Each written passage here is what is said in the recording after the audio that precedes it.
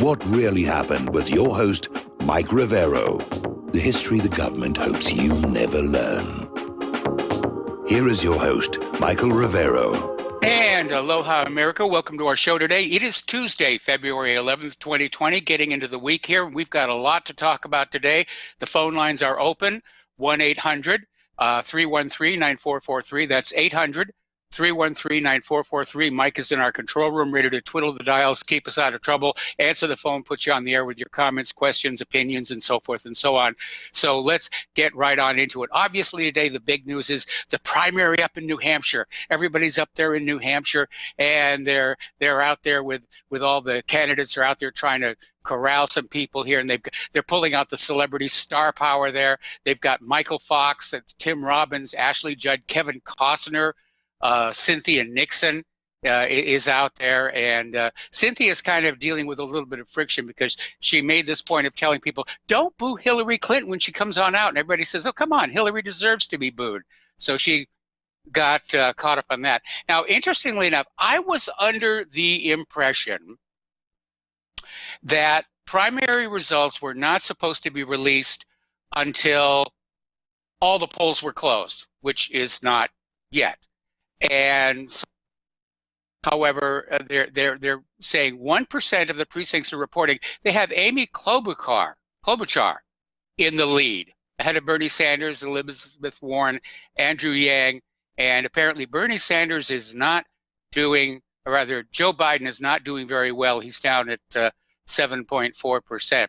So, of course, that's only 1% of the precincts reporting. We'll keep an eye on that as the evening goes on. But I thought they weren't supposed to report anything until the polls were closed. Now, Dixfield Notch, which has this tradition of being the very first precinct to vote, they opened the polls at midnight on this day, and 5 voters showed up. 3 of them voted for Bloomberg, 1 voted for Bernie Sanders, 1 voted for Joe Biden. So that's Dixfield Notch. So we'll see what happens with that. Now, out in Nevada, they're getting ready to have their caucus. And so they have decided they're going to bail on their caucus app because of what happened in Iowa. And because it just didn't work. There was even a joke made at the Academy Awards about, some years back we gave the Academy Award to the wrong person, and that's not going to happen again because we got the Iowa caucus app to keep track of the winners and losers here. And didn't really help. They had the lowest ratings ever for the Academy Awards. People just don't want to tune into that anymore because we realize it's just a bunch of self-congratulating celebrities, and it's gotten way too political, and they get up there and they get their trophy, and then they start lecturing us about cows. Talk about that a little bit later in the show. All right, Roger Stone got sentenced today to a 7 to 9 year prison sentence. Donald Trump basically came on out there and said, this is disgraceful. This is a horrible and very unfair situation. I tend to agree with him on that one. But Trump is out there with his Twitter feed like that. Have you ever noticed how Donald Trump uses Twitter like a laser pointer and the Democrats are all cats? That's what's going on there. Just, tweet, tweet, tweet, and the cats are scrambling. Gotta get it, gotta get it, gotta get it. More fun than a ball of yarn. Now, as you know, Donald Trump has already fired Alexander Vindman and Yevgeny Vindman. They're being transferred back to the Pentagon from the National Security Council. Now he's talking about firing Michael Atkinson, the ICIG. And apparently his impeachment testimony is still being hidden by Schiff. So we don't know what's going on, but he's starting to actually drain the swamp, which I think is a very, very, very good thing here. All righty. Now, here's an interesting development over on Michael Flynn's case. The judge has just canceled Michael Flynn's sentencing until further notice. In other words, they're not sentencing him. And of course, Flynn has come on back and he's filed a motion to change his plea. And basically on the basis of exculpatory evidence that has surfaced since that situation. I think Flynn ought to be exonerated. I hope Trump will hire him back. He was unfairly put upon, as we could say here. Okay, now Mitt Romney, of course, has been in hot water ever since he voted to convict Donald Trump on the article of impeachment regarding abuse of power. It's the first time in history a member of the Senate has voted against a president in his own party. And it caused quite a stir. And everybody's saying, why was he doing that? Was it his payback for when he was running for the presidency and didn't get in? And we're really not sure. But interestingly enough, apparently there is an resolution in his home state by the GOP that says he either has to support Donald Trump or give up his Senate seat. All right, we're going to do a shout out now to our on-air affiliates who are just now rejoining our network. And by the way, as long as we're in the middle of an RBN fundraiser, John Stadmiller is going to be talking about that when his show comes on after my show. But we really, RBN really needs your help. Okay? So we'll talk about that a little bit more later in the show as well. So we're looking at the various candidates out there. Tulsi Gabbard is still out there. She's still, she's making an impression on the corporate media, amazingly enough. Now, she doesn't really have the numbers. She's not polling very well. We'll see how she does in New Hampshire. But the corporate media is starting to pay attention to her. And it seems, I got a sense watching Fox News earlier today, that they kind of like her.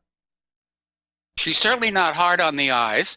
She's certainly not one of these old fossils being propped up by the Democratic Party, you know, which seems intent on not just getting rid of Donald Trump, but basically keeping the old established fossils in power. And Tulsi is young, she's energetic, she's anti-war, she's pro-Second Amendment. And I know she's not going to be able to win the presidency, but I think she'd make a good vice presidential candidate. I think Bernie Sanders ought to tap her as his vice president. That would get him the women's vote and the military vote. Heck, if Bernie Sanders taps Tulsi Gabbard, I'll vote for him over Donald Trump, because Trump has been this horrible disappointment. He's turned his back on the independent media, c'est moi. I'm not happy about that. Meanwhile, a lot of people are wondering if Pete Buttigieg is the Israel's lobby pet. He's going to be another one of these, we'll give Israel everything that we want if he becomes the president. So, see what happens with that.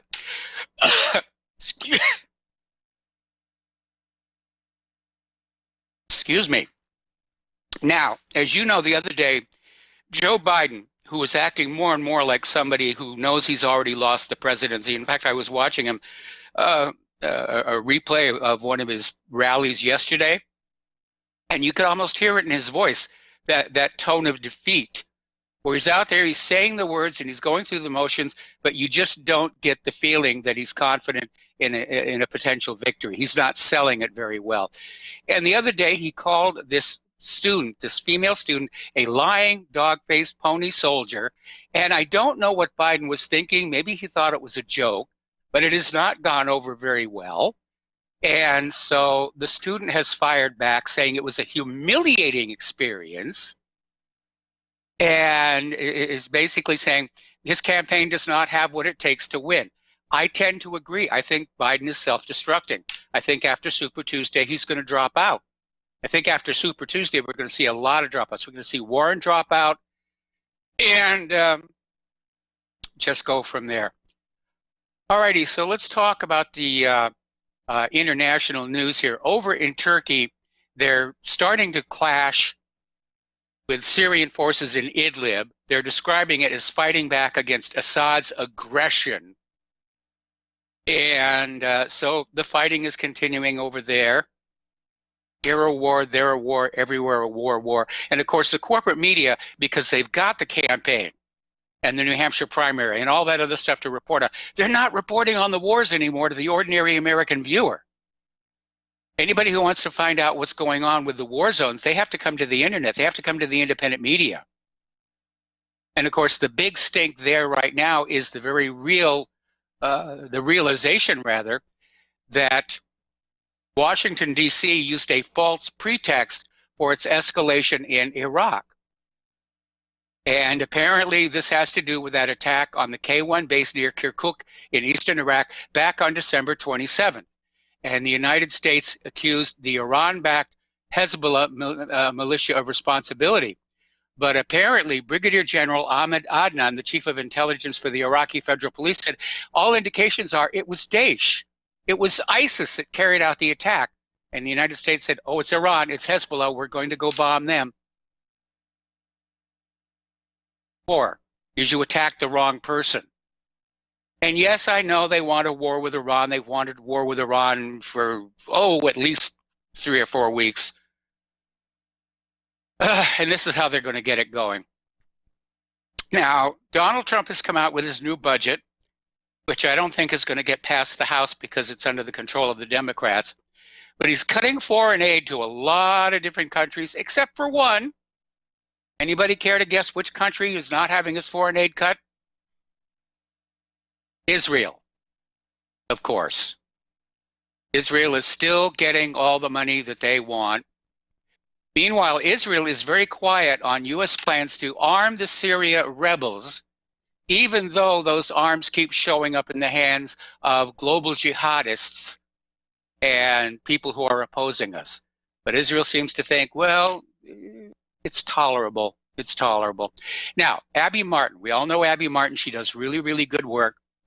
And she has now filed a lawsuit against the state of Georgia because apparently Georgia has a law requiring that you sign a pledge of allegiance to the state of Israel. Boy, I'm glad I'm not living in Georgia because I would be in a lot of trouble with them right now. Well, apparently after refusing to sign that pledge, Georgia shut down a media literacy conference featuring Abby Martin at Georgia Southern University. Now, Martin, of course, has released a documentary critical of the Israeli government called Gaza Fights for Freedom. And so now, with the cancellation of this media conference, she is suing the state, claiming the decision is a violation of her First Amendment rights. She's absolutely correct on that. And along with the Council on American Islamic Relations and the Partnership for Civil Justice Fund, she filed a federal free speech lawsuit against the university system of Georgia. And I hope she wins.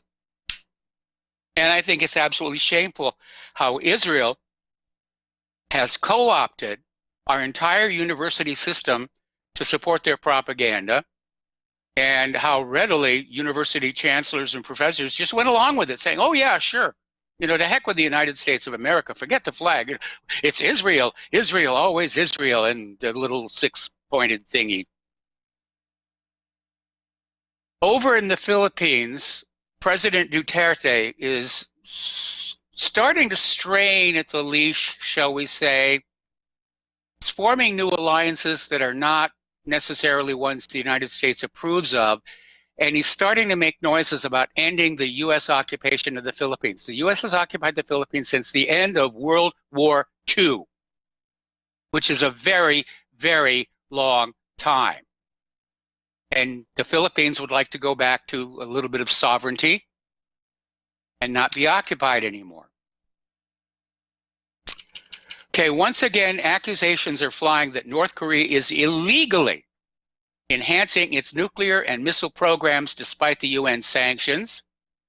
And apparently they're exporting tons of commodities like coal last year and using the money to enhance its ballistic missiles and nuclear weapons programs. This according to a confidential UN report. Well, apparently it's not all that confidential because it got out here to the corporate media.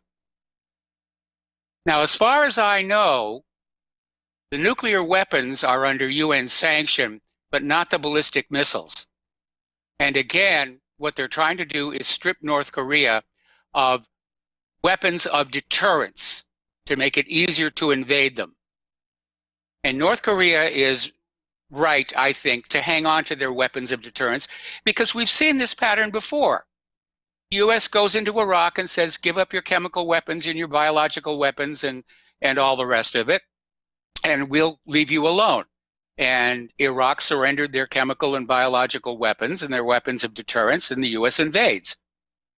Then the U.S. went into Syria and said, give up your chemical weapons and your weapons of deterrence, and we'll leave you alone. And Syria did that, and the U.S. attacked them.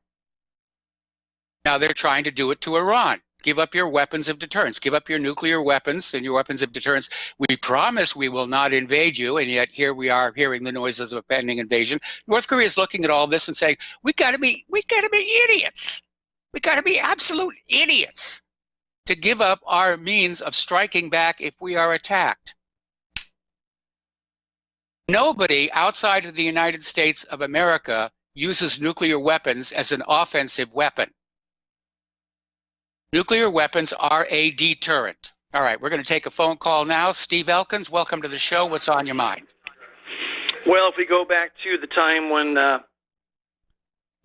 Benjamin Netanyahu met in the White House with Donald Trump and claiming that Donald Trump is the greatest president that Israel has ever had, we know how much they control our politics. So unless there's some friction between Donald Trump and Israel, they're not going to change this presidency. You know, he's going to stay in place to continue giving them more of what they want. So it's pretty much a closed deal. It's a done deal here. There's unless outside of Donald Trump being assassinated, taken out, he's going to win this race so easy. It's going to be probably the biggest landslide in history of a presidency because the Democrats are so poor on everything they talk about. I mean, they're socialist, and they can't pay for any of this stuff. And I think the American voters are a little bit smarter than that to say, I know you made a lot of promises, but how are you going to pay for it? And again, nobody's really talking about how they're going to pay for it other than taxing the rich. And we know if there's a wealth tax, all that's going to do is drive the wealthy out of this country.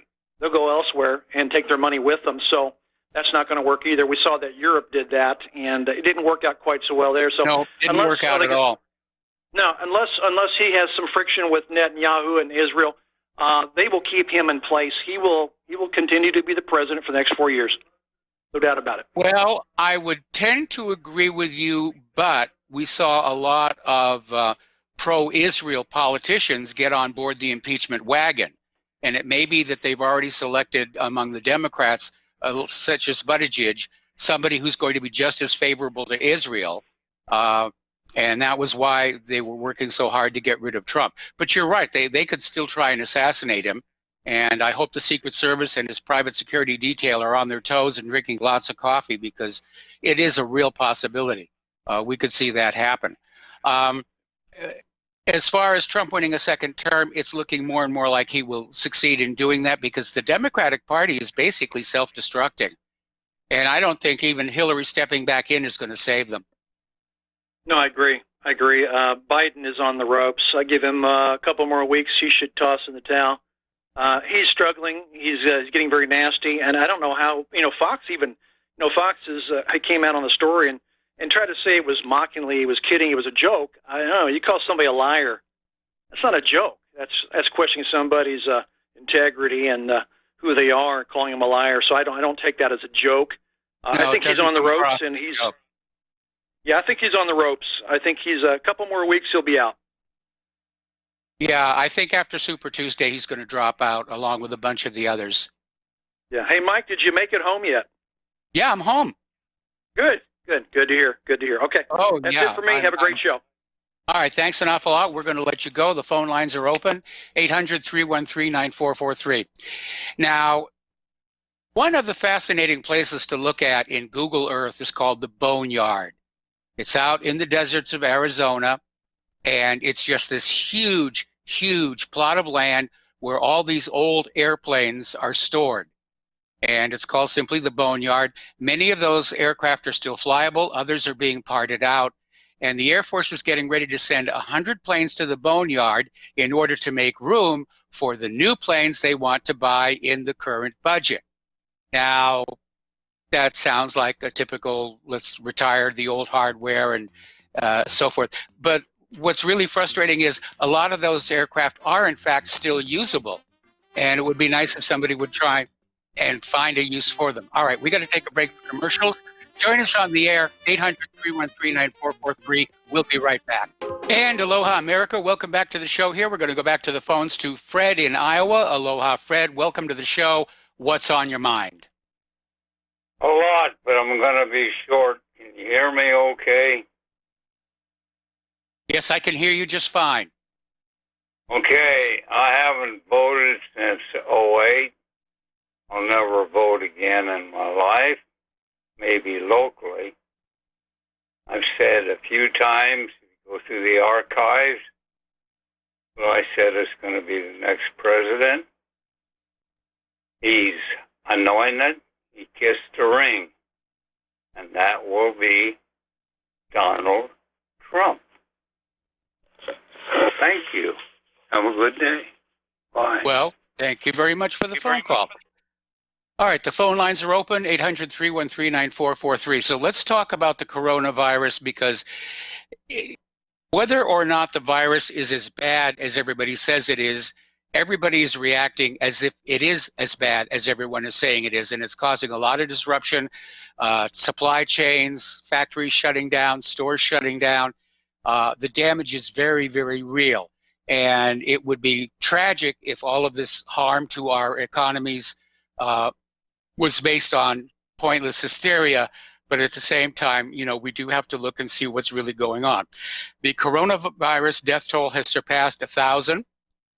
And they're very, very concerned over the fact that travelers from Wuhan, from China, have potentially spread this to as much as 400 different cities around the world.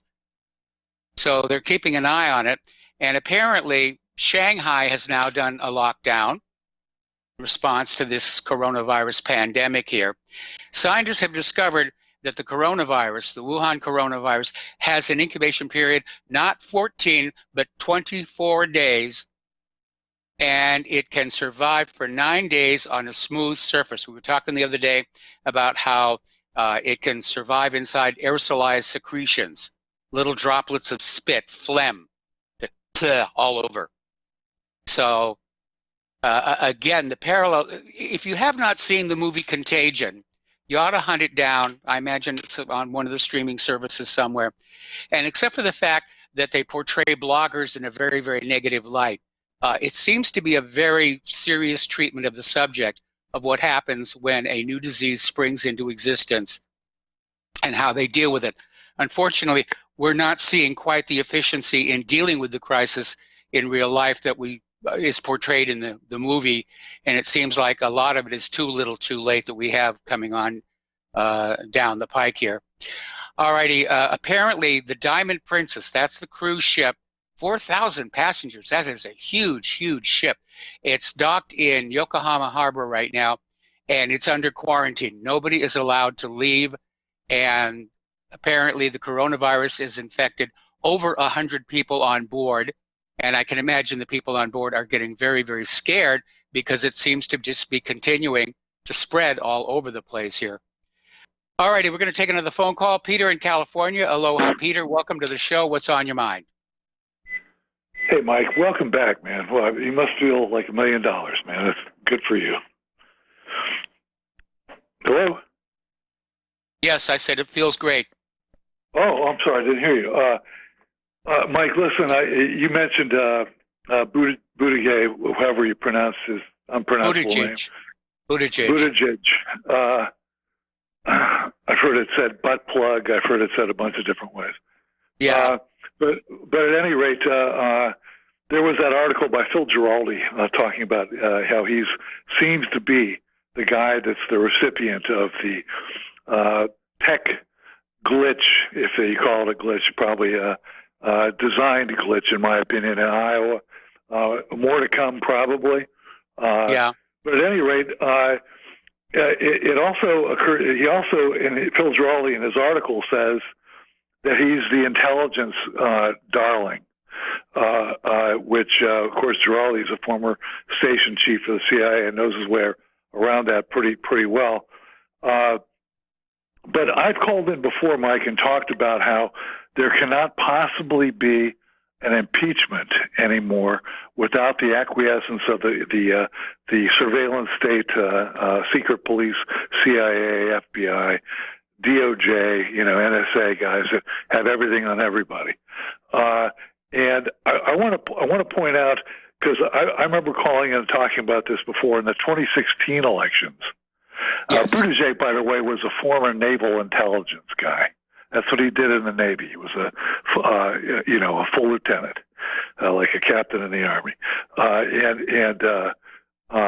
he seems to be the pick. Giraldi says it. He seems to be the favorable recipient of these technical, whatever they are, in the primaries.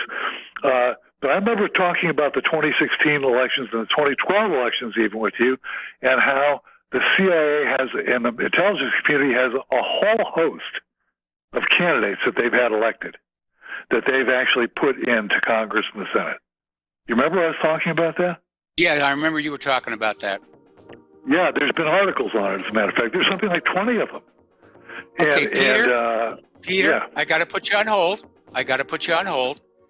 Don't go away. We're going to come right back to you after these words from our sponsors. And aloha, America. Welcome back to our show here. We're talking with Peter in California. And Peter, if you would just want to pick up where you left off. Yeah, the article by Phil Giraldi that sort of fingers Buttigieg as the preferred candidate for not only the intelligence community, but also AIPAC. And they overlap, by the way. Yes. As you remember, even the Israeli lobby could assure Jane Harman, believably assure, because she believed him, that they could make her the chairman of the Intelligence Committee back in like 2007 or something. I know you remember that. And, I remember that. And remember, there's like 2 or 3 power centers that must be assuaged in order to get anywhere in American politics nationally. True. One is, in my opinion, the intelligence community, which is now landed with both feet in the electoral process. I think that the thing in Iowa was part of it. The technical glitch, I think that was part of it. I think it's both our intelligence community and, frankly, the Israelis. The other is the Israelis, or the fifth column in the United States that funds everything. Now, the CIA can kill anybody's chances with releasing things or digging up dirt on them or even planting dirt on them, but they can't get elected without the money, and that comes from the fifth column. Both parties, are funded by these guys, and there's a confluence because they seem to have a lot of sway that the Israelis do, and the fifth column does over our own national security state and the secret police in the United States. And I think the third would be the banks, and there's overlap there. Then the media. Those are the power centers that need to be stroked in order for anybody to go anywhere nationally. And who are they? Right? The bankers, the media, the Israeli lobby outright, and the secret police in the United States. Anyways, Buttigieg seems to come a lot of threads seem to come to and intersect with him. And I thought it was an interesting thing. He certainly seems to have come from nowhere and is heading up toward the top here. But we'll see, first of all, what the primary results are tonight in New Hampshire. And again, I think Super Tuesday is really going to show who is viable and who is not. As far as Iowa is concerned, I think if in fact somebody was trying to rig that caucus somehow, they botched it, or we would not have seen any indication that something was wrong. So if it was being done deliberately, somebody really messed up. Well, Giraldi says that even the mess up interferes with Bernie Sanders, who apparently is not in the good graces of the fifth column and the intelligence community, to mess up his momentum, and that instead of he's going in behind Buttigieg or whatever his name is into New Hampshire when he should have been riding a wave. But I'd also like to hear you talk also, Mike, about, speaking of intelligence and confluence of all this stuff, about the Justice Roberts' appearance in the Epstein scandal. And I got to head out, but okay, he's insisting that that's not his name, and let's face it, he has a name that is very common and there could be other people. But considering that Epstein was courting the high elite, you can't say it wasn't Justice Roberts. So it's a case of he said, and Roberts is insisting that isn't his name on the flight logs. That's not him on the flight logs. It's his name, but it's some other Roberts. Yeah, some other Prince Andrew too, I think, right? Yeah, right. How many Prince Andrews are there? All right. Okay, well, thank you very much for the phone call. We're going to switch over to Nick in Arizona. Aloha, welcome to the show. What's on your mind? Hey, Mike, how are you doing today? Doing all right. Hey, so what's on my mind is I just found this out yesterday. It's Arizona, it's a proposed bill, SB 1625. I wish I was in front of my computer so I could give you some better information. I'm just going off memory. But it essentially is a gun ban bill. It says, darn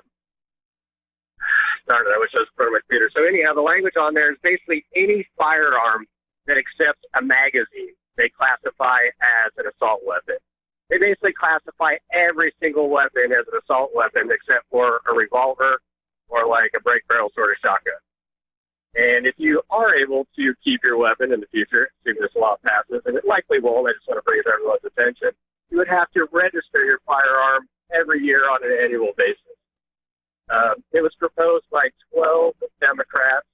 It was completely, majority of them have surnames that originated from south of here, and the rest of them are just a bunch of commies. I suggest everyone that's listening, go read it. It's a short read. It's outrageous. I never read the Virginia one, but my understanding of this is worse than that. Well, the gun grabbers are definitely out there in force, and it's kind of hard to know what to do. I know there's a lot of people who are trying to basically arm themselves, and I'm applying for a gun permit here in Indiana. But in the end, I think they're sort of fighting the last revolution, and they think disarming the American people is going to keep them in power. But this revolution is not going to be fought with guns and explosives. It's being fought with keyboards, and it's being fought with information. It's being fought on the internet. We're the high ground in the new revolution, and taking away the guns is not going to change that. Yeah, I agree. I think we're also fighting a spiritual battle. It will take Arizona from being arguably one of the best states for firearms freedom to one of the worst with all the regulations in there. I don't think it'll pass. Arizona has a state majority in the House and Senate on the Republican side. Yeah. But you never know. Sometimes these guys switch over. I mean, I think probably back in the 80s in California, no one thought there'd be restrictions. In Virginia 2 years ago, people were thinking there's restrictions are there. I think it's when we start thinking that nothing's going to happen and we sit back on our hunches that they sneak this stuff through. Yeah, you're right. I mean, when we're looking over to the right, then they're going to do something on the left. Anyway, now, of course, I'm a Second Amendment supporter. I think everybody should have a gun. I think everybody should be required to go through a gun safety course. And that's what I grew up with when I was a kid. Everybody had a gun. You got your first gun on your 12th birthday. And it was not considered a toy. It was a tool. And you used it as a tool to, clear the critters out of your farm fields and various things like that. And yes, you'd hunt and you'd put food on the table. And I came from a family of hunters. I remember the day my mother took a 4-point buck, and she was very, very proud of that. I think I still have a picture of her posed with the deer that she took. So that's what I grew up with. Yeah, I remember you telling stories where you'd take your guns with you to school. You're 22, and you guys would go shoot in the fields on the way home for the farmers. Yeah, well, there were school shootings back then, and kids were. Oh, it's your farm fields. I got you. Let me ask you one more question. I'm curious on your opinion on it. Well, obviously, all these gun restrictions violate the Constitution and the Second Amendment. And this one in Arizona, it also violates the state constitution. I believe it's Section 28. It might be 26. I apologize. I'm not looking at the computer now. But my question is, how the heck have they been getting away with this, passing all this legislation that clearly violates the Constitution, federal and state, and there's just no recourse, seemingly? Well, somebody's got to take a lawsuit up to the Supreme Court. Now, the Supreme Court in the past has repeatedly ruled that the Second Amendment reserves to the American people the same kind of weaponry carried by the uniformed services. So if the uniformed services have fully automatic .223 assault rifles, we're allowed to have them as well, because the Second Amendment is not about hunting, it's not about target shooting, it is about reserving to the American people the means to resist tyrannical, oppressive government, which we're certainly getting into right now, and that's why they want to take the guns away. Yeah, I agree. So that's all I got today. I appreciate your time, Mike. All right, thanks an awful lot. We're going to let you go and switch over to Tom in Utah. Aloha, Tom. Welcome to the show. What's on your mind? Mike, if I can take some privilege being a little facetious, shouldn't we exercise our Fourth Amendment to prevent the coronavirus from becoming our problem? In other words, I was thinking we should put a sign on our property that says, this is a coronavirus, or now that, you know, they've renamed it today or the other day. Was it COVID? We need to put a sign up that says this. What's that? I think it's COVID. Okay, COVID, whatever. We need to put a sign on the fence saying this is a COVID-free zone. We also need to have it converted. We also need to have it converted. We also need to have it here. What's that? I said I got my marker right here. I'm going to make up a sign, put it on the front of my house as soon as the radio show is over.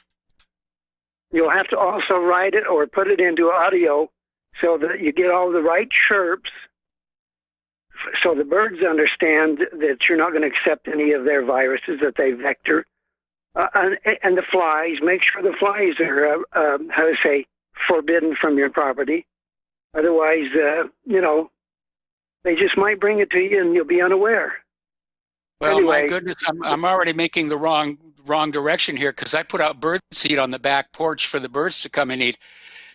Those birds, they could be carrying all kinds of horrible, nasty diseases, bird flu and all the rest of that. So, yeah, they do. But the problem is that they're not going to harm you, because that virus outside of that animal is not going to survive more than 10 seconds in most cases, as long as it's dry.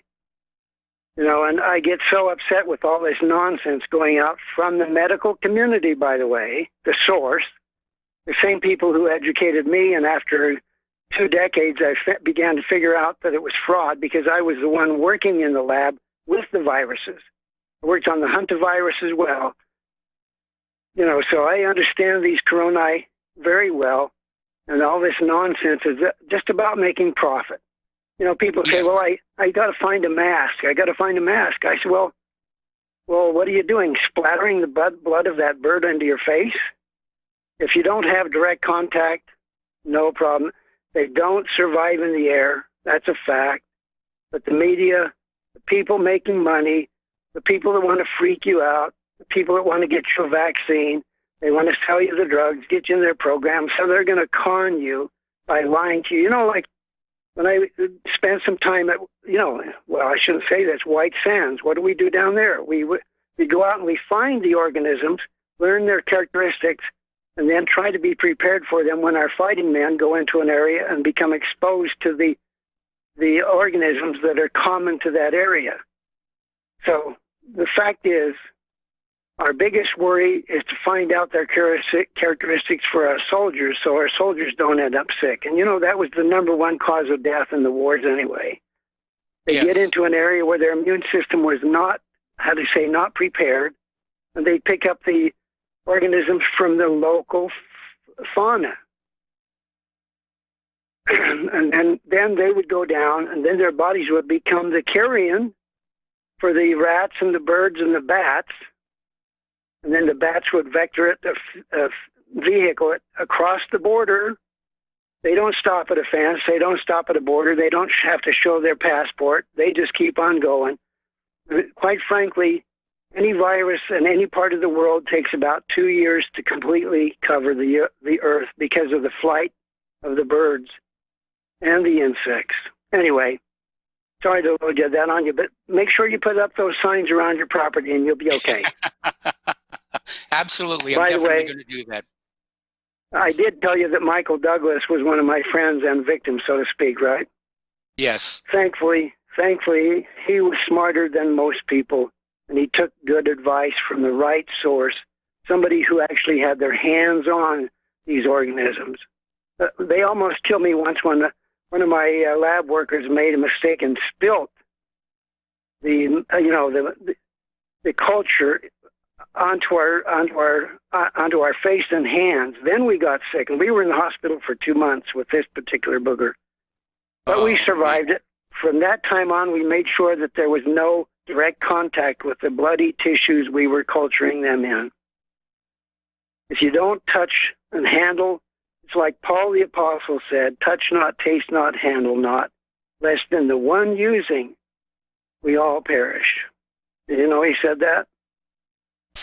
Wasn't aware of that part of the Bible. Well, when you start going back through it again, you'll see all these cautions. Isaiah said, well, I don't even want to say because people will be mad at me on the air. But the fact is, the viruses and bacteria cannot survive outside the protective shield of cholesterol. Cholesterol is the magic lead shield for these organisms. Now, if you can keep an organism encapsulated in cholesterol on the surface, maybe it will get you a few days later. But that organism cannot tolerate light, oxygen, cosmic energy, and it has to be shielded from that, like you have to be shielded from the particles flying out of the sun. So thank goodness we have the magnetosphere and the Van Allen belt, deflecting that energy. Otherwise, we would be like the bacteria out on the surface. You know, I use this example. I say, okay, if I take you out to the desert, like Death Valley, for example, and I stake you down naked in that desert, leave you there for a couple of days, what's going to happen to you? If I take your baby out there, I'm probably going to wind up looking like King Tut's mummy. Exactly. If I take your baby out there, it'll happen faster. What if I even go microscopic? Make microscopic. It's even faster, down to seconds and even to microseconds. 4 seconds of sunlight will kill every virus I ever cultured or identified. If you put it on a sidewalk in Los Angeles at noonday sun, 4 seconds later, you can lick the sidewalk and never worry. Now, other conditions can allow them a few seconds, few moments longer, but in fact, after a couple of hours, forget it, they're done. And I'm giving that the worst case scenario where there's a piece of meat, fatty meat, encapsulating these viruses. It has to dry out. After it's dried out, like manure out in the field. I mean, if the viruses and bacteria could survive in poop, right? Yes. We'd all be dead and extinct long ago. Because crap is everywhere, especially in Washington, D.C. Well, you're certainly correct about that, but I think that may be the reason for our instinctive avoidance of poop. Okay, Yeah. Tom, got to let you go. Got to take a break for commercials. More callers waiting on the line, and we'll be right back. And aloha, America. Welcome back to the show here. We're going to go back to the phones to James in Tokyo. James, thank you for waiting so patiently. What's on your mind today? My pleasure. Always great to talk to you. First, I take some issue with the last caller, Tom. You said in the sunlight it would be safe to lick the sidewalk in L.A. I mean, I would never do that. I mean, I'd be scared just stepping in some excrement or on a syringe. So that's out. And he said that he knew Michael Douglas. And when I read that, when I was reading about the death of his father, I think Yes. Michael Douglas is a liar.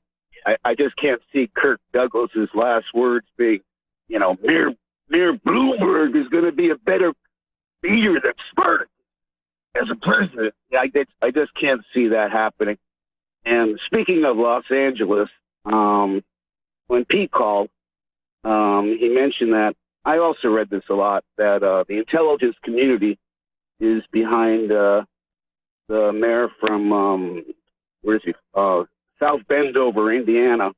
And if I was Maxwell Smart and an intelligence agent, I think I would probably find a better candidate to back that might be more appealing to heterosexual men and minorities.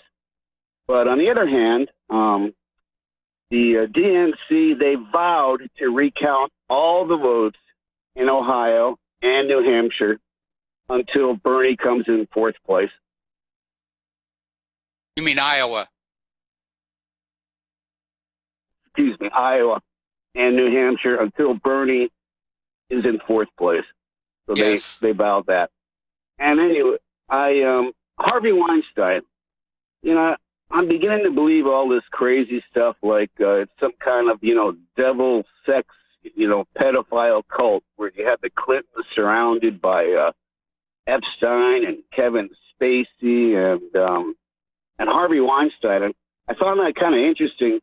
Like, I don't know to believe it or not, because I only read that, the one woman said that Harvey Weinstein doesn't have any testicles and he has a vagina. And all these women are coming out saying that he's raped. What do you think about that? Well, again, the fashion is for everybody who's had sex on a casting couch to scream, "Oh, I was abused, I was raped." But, I worked in Hollywood for about 30 years, and, the women come on to you. I had it happen to me, which you kind of wonder, what are they thinking? I'm in visual effects. It's not like I make any casting decisions. But, women understand that if they make... How do you do... but how do you do the act if you have a vagina? That's the kind of thing that I don't understand.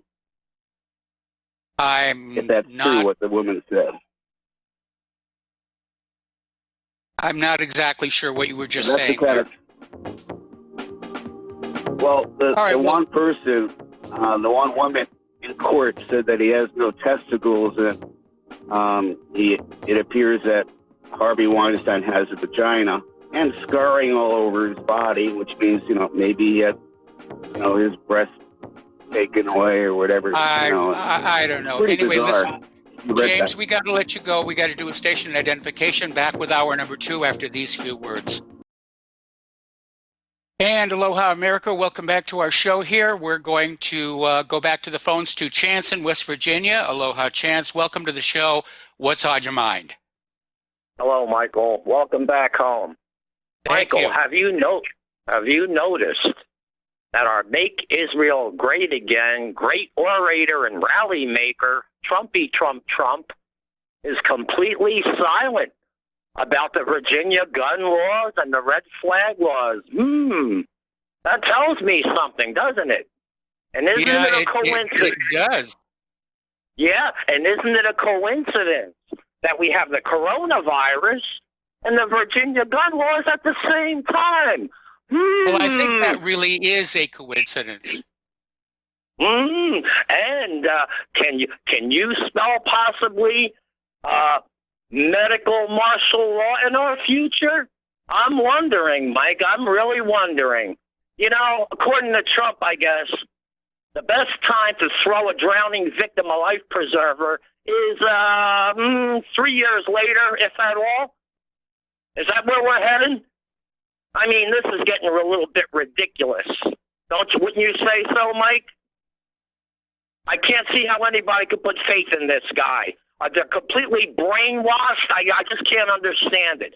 Not to say the opposition, the communist opposition, is any better now, but this is what we're faced with. This is what it comes down to.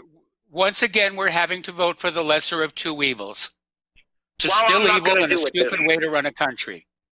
I'm not going to do it this time. One's going to drive me over the cliff at 100 miles an hour. The other one's going to drive me over the cliff at 50 miles an hour. I'm just as dead when I hit the bottom. This is getting to be a lot of bull crap now. People better wake up to this crap. I'm getting so tired of people cheerleading for this Trump. I think, to be honest with you, they're complete idiots. I'm fed up with them. I mean, they can't see they're being played by both sides. How stupid can people be, Mike? I'm sorry, but I mean, I just can't tolerate stupidity. This is really, it's looking bad in our future, Mike. That's all I got to say. Once again, welcome back home, and thank you for taking my call. All right, you've got it. Thanks an awful lot. We're going to switch over to Joe in Tennessee. Aloha, Joe. Welcome to the show. What's on your mind? Well, your last caller can call me stupid, but I haven't given up on Trump yet. But that's the streak of populism I have in me, and it's part of the reason why I can see myself actually supporting Bernie Sanders, and I'll tell you why. Because as a populist, I think the biggest crime you can commit is election fraud, and the establishment, committed election fraud against Ron Paul on the Republican side, and they tried against Donald Trump also, but they couldn't because the wave was so big. And they're doing it against Bernie Sanders, and I hear all this hysterics about Bernie Sanders, and the real hysterics should be about what happened in Iowa, how we had election fraud again. I mean, when you have a democracy, you can get a bad leader, but as long as the people are allowed to vote, you can correct it. When you have, I hear Chris Matthews, and I see him so hysterical about Bernie Sanders. Why isn't he hysterical about Hillary, what she did to Bernie Sanders, was knowingly cheating him?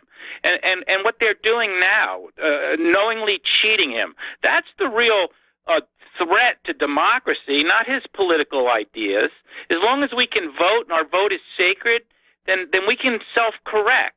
And even if Bernie did get elected, there'd be a Republican House, a Republican Senate, possibly. That this system is designed to not allow real revolutionary, radical things to happen. We have a Constitution. We have a lot of federal judges, a Supreme Court. But what really the real threat to the system, Mr. Chris Matthews, who I can't stand, but is a real threat is Hillary and the DNC and all these election people, the shadow group that ran the Iowa caucus. That is the real danger to our democracy. And those are the people that I think they really got to do something about, putting people that do things like that in prison. Because that really is a threat to the system, our democratic republic that we have. And, and like I said, to watch Chris Matthews whining about Bernie but Bernie putting him up against the wall in a park or something like that, it's such a disgrace. You never hear him or the mainstream media complaining about when the Democrats tried to steal elections, when it's the establishment figures, You never hear that. That they're doing it again in Iowa, blatantly, right out in your face. And, Chris Matthews, that doesn't bother him a bit. But, Bernie Sanders being a socialist, that's the end of the world. Well, I think that Bernie Sanders, if he's a populist and not this country's pretty damn socialist anyway, between you and me, as it is. Yeah, I mean, it is. It's definitely getting there. I wish you'd tone down the anti-white racism stuff and all that. But I got to say, one other quick comment about Bloomberg and what he said about black crime and stuff. And to tell you the truth, I wouldn't be surprised if Bloomberg put this out himself, because it's kind of like Clinton with his Sister Souljah moment and stuff. If Bloomberg wants to gain, it's really not, although it might be politically incorrect to say things like that, there's a lot of people in middle America who are like, yeah, there is a lot of problem with black crime. There is no problem with stop and frisk, because they're the ones gunning each other down in Chicago and Baltimore and New York. So, it's kind of like Bill Clinton with Sister Souljah. I would not doubt in one bit that Bloomberg is actually behind this, and I would not doubt that this really gives him some wind behind his sails. I hate to say it, but it is racial politics. But, there is another side to racial politics. It's not all the left-wing side that always takes the prize. And I wouldn't doubt at all that Bloomberg is behind this, and he wants people to hear what he said. And I also think it's going to give him a big lift, especially in New Hampshire. I don't think there's that many people that are going to be offended. And the other thing I'd like to say is there's a lot of black people that, they're tired of their neighborhoods getting shot up by young punks also. I work with a lot of black dudes out on oil rigs and stuff, and they're tired of all that. You can't go around in New Orleans they call them punks in themselves, So I think the way this is being reported is once again, it's the leftist media not understanding where the real the public opinion is on this. And I think it's going to actually be a pro thing for Bloomberg that this came out. I'm not sure I agree with that. I think Bloomberg is on the defensive already, and that's a bad place to be this early in the primaries. But I mean, what's he going to do? Like the Bernie supporters, is he really going to lose any support by this? I think he's going to gain in that the people, the hard left that's going to be so offended by this, they're not going to vote. They weren't going to vote for Bloomberg anyway. So in that regard, I think it actually is going to help him, like Bill Clinton with his Sister Soldier stuff. I really think it's racial politics, and I think that I don't think it's an accident. That's all. I just got that feeling about it because it's going to actually help him, in my view. But that's my opinion, so we'll see. Well, if he time maybe will just solve that mystery. Pardon me? I said time will solve that mystery. And this whole Biden thing, I mean, the guy is seriously mental ill. Did you hear what he called that girl? He called her a dog-faced pony soldier. I mean, I gotta give him credit. That's actually pretty an artful phrase, but I mean, it's such a train wreck. It's actually kind of funny to watch. He reminds me of the grandfather on The Simpsons. You know, like yelling at people and screaming and hollering, and it's become such a farce. And it really shows once again the mainstream media and the Democratic establishment how they can run a guy that's like this mentally ill and like pretend like he's viable and like hide it. It's just so funny because it just shows like how like they can foist such a farce on the people.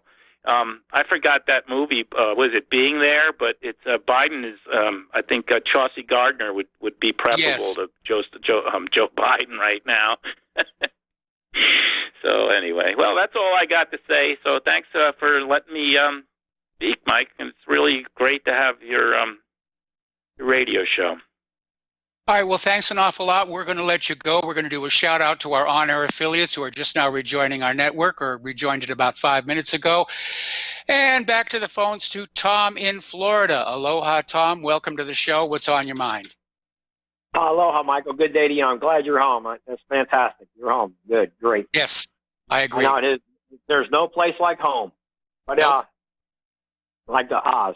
But anyway, yeah, Michael. First off, Breitbart just now had on erectile dysfunction Joe goes to Carolina, leaves New Hampshire party.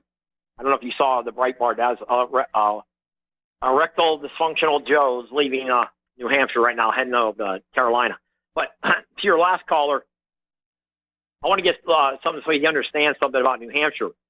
Bernie Sanders' best rally was 7,500 people. Donald Trump last night had 12,500 in that squeeze in that arena. Another like 4,000 or 5,000 were outside in that cold weather. So, you know, there's no comparison between Trump and Bernie. Bernie is a communist. Let's call it what he is. Okay, the guy keeps saying that Joe, your last caller. Well, Bernie's a communist. Okay, look, all we've heard for 3 years about Donald Trump, Michael, and you know it, is Russia, Russia, Russia. What are they going to do when Bernie gets if he were to get in the White House? Are they going to not say a word about Bernie and Russia because he went on a honeymoon in Russia? You talk about a Russia collusion. I mean, this guy's a full-blown Russia USSR lover. But the media, the controlled Zionist media, will not talk about Bernie. If Bernie was in there, no, it'd all be, Bernie's the greatest. I can just see this whole thing playing out. Okay? All we heard for 3 years about Donald Trump, Russia collusion, and Michael Flynn and all this bullcrap. And by the way, Michael Flynn, the judge on Michael Flynn's case, say he's not even going to sentence Flynn never sentence him. Did you hear about that? I heard about that. We talked about it earlier in the show. Yeah, so Flynn's I think Flynn's going to get exonerated. I think he honestly will be gone. I think maybe after Trump wins the second election, he probably will get Roger Stone off. You know, whatever he'll do with him, get him out maybe in a couple of years or something, whatever. But, you know, Michael, hearing these people calling in about, well, Bernie and Bloomberg, Doomberg, I call him Michael Doomberg. That guy Doomberg, you really think the American people they really think that the American people are going to vote for somebody like all these Democrats who want to flood this country with illegal immigration by the hundreds of millions? Are you kidding me? You know, the Washington Journal all day was talking about immigration. Bob Barr is he's saying, hey, we're going after these sanctuary cities now. This is just the beginning. Before the election hits on November 3rd, I'm telling you right now, you're going to start seeing people getting arrested, I have a feeling. I have a wonderful feeling people are going to start getting arrested for supporting Sanctuary City. It's got to happen. Well, the Justice Department is filing all these lawsuits on that. They're going after the sanctuary cities. And that's so true, Michael. And let's see. I want to see this guy. What's the guy that's got the report coming out within the next couple of weeks? Durham? Yes. I think people are going to get arrested there because I was listening to a couple of shows today, and for like an hour, and they were talking, a couple real prominent people are saying people are going to be arrested with this Durham guy. There are going to be heads going to jail. So when we see the hammer dropping that, then I'll know maybe not. Then the Sanctuary City deal is going to go through. And by the way, the lady in Oakland, her name was Libby Schaaf. She's a Zionist. Libby Schaaf, the mayor of Oakland, she's the one that tipped off the illegals when ICE was going to arrest them. She should be put in handcuffs right now with an 8-ball on her ankle until she should be in prison. Libby Schaaf, like almost like Schiff. She's the one that tipped off ICE. Illegals that ICE was coming. Where's her arrest? Yeah, I remember. Yes, she should be arrested along with petulant Pelosi, the piglet, and all these demon rats for what they're getting away with, all this illegal immigration. And I can't wait, Michael, till the hammer drops on these people. And it's going to be done because forcefully the American public is going to wake up and say, enough is enough. When you have a president of the United States talking about 2,000 Americans have been murdered by illegal aliens, you got MS-13 gangs all over the place, running a lot of these cities with fentanyl and drugs. Are you kidding me? And nobody's been arrested yet? The people I talk to, they want arrest. They want people incarcerated. I want arrests. Exactly. I want to see tar and feathers. I want to see leg irons. Absolutely. And you know that guy, your last call, Joe, nice guy, good caller. But he goes off on this rant about, Bernie would be okay. Bernie wouldn't be okay, Joe. Bernie's nothing but a communist. He'll flood this country with 100 million illegals. And like I told your show yesterday, I told everybody in your audience, this country cannot absorb over 380 million people. That all these experts, scientists, and all you hear about the Democrats scream out is, we need a new Green New Deal. Oh, by the way, why do you need a Green New Deal? You're going to have 100 million more illegals driving cars? They're going to have all this coal they're going to need to burn, and they move up north because they're surely not going to keep them down in Texas. Texas doesn't want them. California's going to maybe be the only state's going to tolerate it. And, they also had a thing again on the news, Michael, about all the people out in New York who are leaving New York and New Jersey, coming down south to the southern states because they're overtaxed to death. They're literally being taxed to death. And you know what? We don't need their liberal policies bringing with them. Stay your ass where you belong. Because we don't want them down here. We don't want them in Carolina. We don't want them in Alabama. We don't want them in Georgia. We don't need them. Let them stay up in New York and New Jersey and fight for their right to lower their taxes and kick their criminal politicians out of office. And maybe some of these guys that call your show should run for office. I think they'd be doing a great job. I think they'd be fantastic in office. That's what I think. But, watching the news talk about that, all the people in New York, New Jersey, and even New Hampshire, they want to leave their states because they're overtaxed to death. And, Michael, what other president in the history that you've been watching TV, like Trump was talking in New Hampshire in a rally, saying we're going to create factories back in New Hampshire.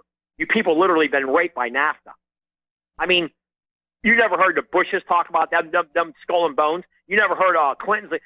Trump's the only one that's ever exposed all this nonsense. These nincompoops. He's the only one, Michael, who's ever exposed all the filth that's going on with the swamp, the big sewer lake. I call it a sewer lake. It's like Lake Erie. That's how big it is, this lake in Washington. That's how big it is. It's full of sewage. And he's got to pump all that out. It's going to take some time.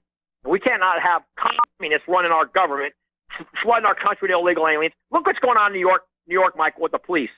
You got a guy walking right in the police station and start shooting police officers? Are you kidding me? Throwing trash on them, dumping water on them, pouring water on them, and the cops got to sit there and take that crap? They can't even take out a billy club and smack them in the leg or nothing with it. Back in the day, an Irish cop, you would have threw water on an Irish cop back in the 40s, 50s, or 60s, they'd have cracked your kneecap right open. Nowadays, they got to be patty cake. Oh, we can't touch these poor people because they're being they're minorities. Give me a break. Stop this crap, man. Follow the law and order. We're going to have a communist, no law and order in this country, rioting everywhere, Antifa going nuts. No, it's going to stop, and it's going to stop right now with Donald Trump. It stopped. He's the first guy, I tell you right now, if they continue on, you watch what's going to happen. He's going to unleash, we cities will be under martial law if you don't stop this hatred of cops and wanting to beat up Republican people because they wear a MAGA hat on. You can't even wear a red MAGA hat and these guys want to beat you up and stuff. What happened in Jacksonville, Michael? Can you imagine how the media would be talking if that would have been the other way around? Oh, yeah. Unrelenting. Look at Jesse Smollett. If that case would have really been true, that would have been unrelenting and every city would be burning. They get away with murder and it's going to stop. Because President Trump's going to stop it. He's already stopped it. No more of this nonsense. And all these liberal, licky, kissy, touchy-feely, grab your ankle, bend over types. Got to stop, Michael. Got to stop immediately. All the people I'm talking about, like I told your show about 2 months ago, with the gun you're a citizen, John Adams, without the gun you're a subject. They want to turn this place into Venezuela and Cuba. That's what they want, and it ain't going to happen. Look what's happened in Virginia. The people, the white boys in Virginia said, hell no. Hell no. You ain't coming to get our guns. Try it. I dare you. And the white women, for that matter, too. Actually, you got more tough white Caucasian women in some states than you do to men. Who's kidding who? But, to that guy, Joe, yeah, you think Bernie would be a good president if he wins? Give me a break. Total communism, Mike. Total communism. All right, Tom, thanks a lot for the call. We got to let you go and take a break for commercials. We'll be back with more news. And aloha, America. Welcome back to our show here. And the phone lines are now open. Area code 800-313-9443. We were talking about the Wuhan coronavirus, or COV, I think is what they're calling it now. And as I said when we broached this topic before, it's almost becoming irrelevant whether or not the virus is really as serious as everybody says it is, because the world is reacting as if it's a serious problem, and that is causing all kinds of negative fallout. So apparently there's this cruise ship, the Westerdam. It's owned by Holland America Line, which, if memory serves, is a brand owned by Carnival Cruise Lines, and it is being refused docking privileges. Philippines, Taiwan, Japan, and now Thailand is saying, no, you can't dock here. We're concerned about the coronavirus. Now, there are no cases of coronavirus on board this ship, but it's still not being allowed to dock. And it was apparently a 2-week cruise. They've been at sea for 2 weeks, which means they got to be running low on things like food and fuel. And it's a worst case. But we're seeing all across the cruise lines around the world, they're all beginning to suffer because of all these stories about cruise ships that are coming down with coronavirus. They're talking about the Diamond Princess in Yokohama Harbor. There's another one that came up from the Caribbean that's under quarantine on the eastern seaboard. I forget exactly where they've got some coronavirus on. So it's like, everybody is hyped up on this. Now, to put this in perspective, okay, the yearly seasonal flu so far has killed 12,000 people, 12 times more than coronavirus. So why are we focused on coronavirus? Well, because it's an unknown. Seasonal flu is known, it's predictable, although this year the flu vaccine is mismatched. So I wouldn't bother getting that shot. But 22 million people are sick with the seasonal flu, and I know our neighbor over yonder, the entire household came down with it. All righty, now they're trying to rush out these coronavirus test kits. They're rushed into production, and apparently they are unreliable. They're failing to identify between 50 and 70% of the infected carriers. Good quality product that they have here. And so they're only 30 to 50% accurate, according to scmp.com. Might as well just flip a coin. This person have the virus? Boom. Heads, yep, you're quarantined. Tails, you can go home. Now, the other day, we had a caller who called on in and speculated about whether the Wuhan coronavirus was a biological weapon. Now, I think we've disposed of the idea that this was something being created by China in that BSL-4 lab in Wuhan. But the possibility that it was created by a third party to bring China down cannot be discarded. And according to this article over here in Dim Sum Daily in Hong Kong, apparently several Russian scientists now believe that the United States created the Wuhan coronavirus to sabotage China in order to make tons of money by subsequently coming up with an antidote or a vaccine. So this is coming from Russia. It's also coming from some sources inside China. So the virus is now known as 2019 nCoV. That's the full name. I like to call it the Wuhan coronavirus, or simply Wuhan. But so I'm not the only person who's entertaining this idea that this is in fact something that was created to damage China, damage their economy at a time when we're in an economic warfare with them. And as I mentioned before, when the economic warfare began, economic wars have a nasty tendency of turning into real wars, and this could in fact be what's going on here right now. All right, well, Donald Trump has come up with his new budget for the next fiscal year. It's nearly $5 trillion.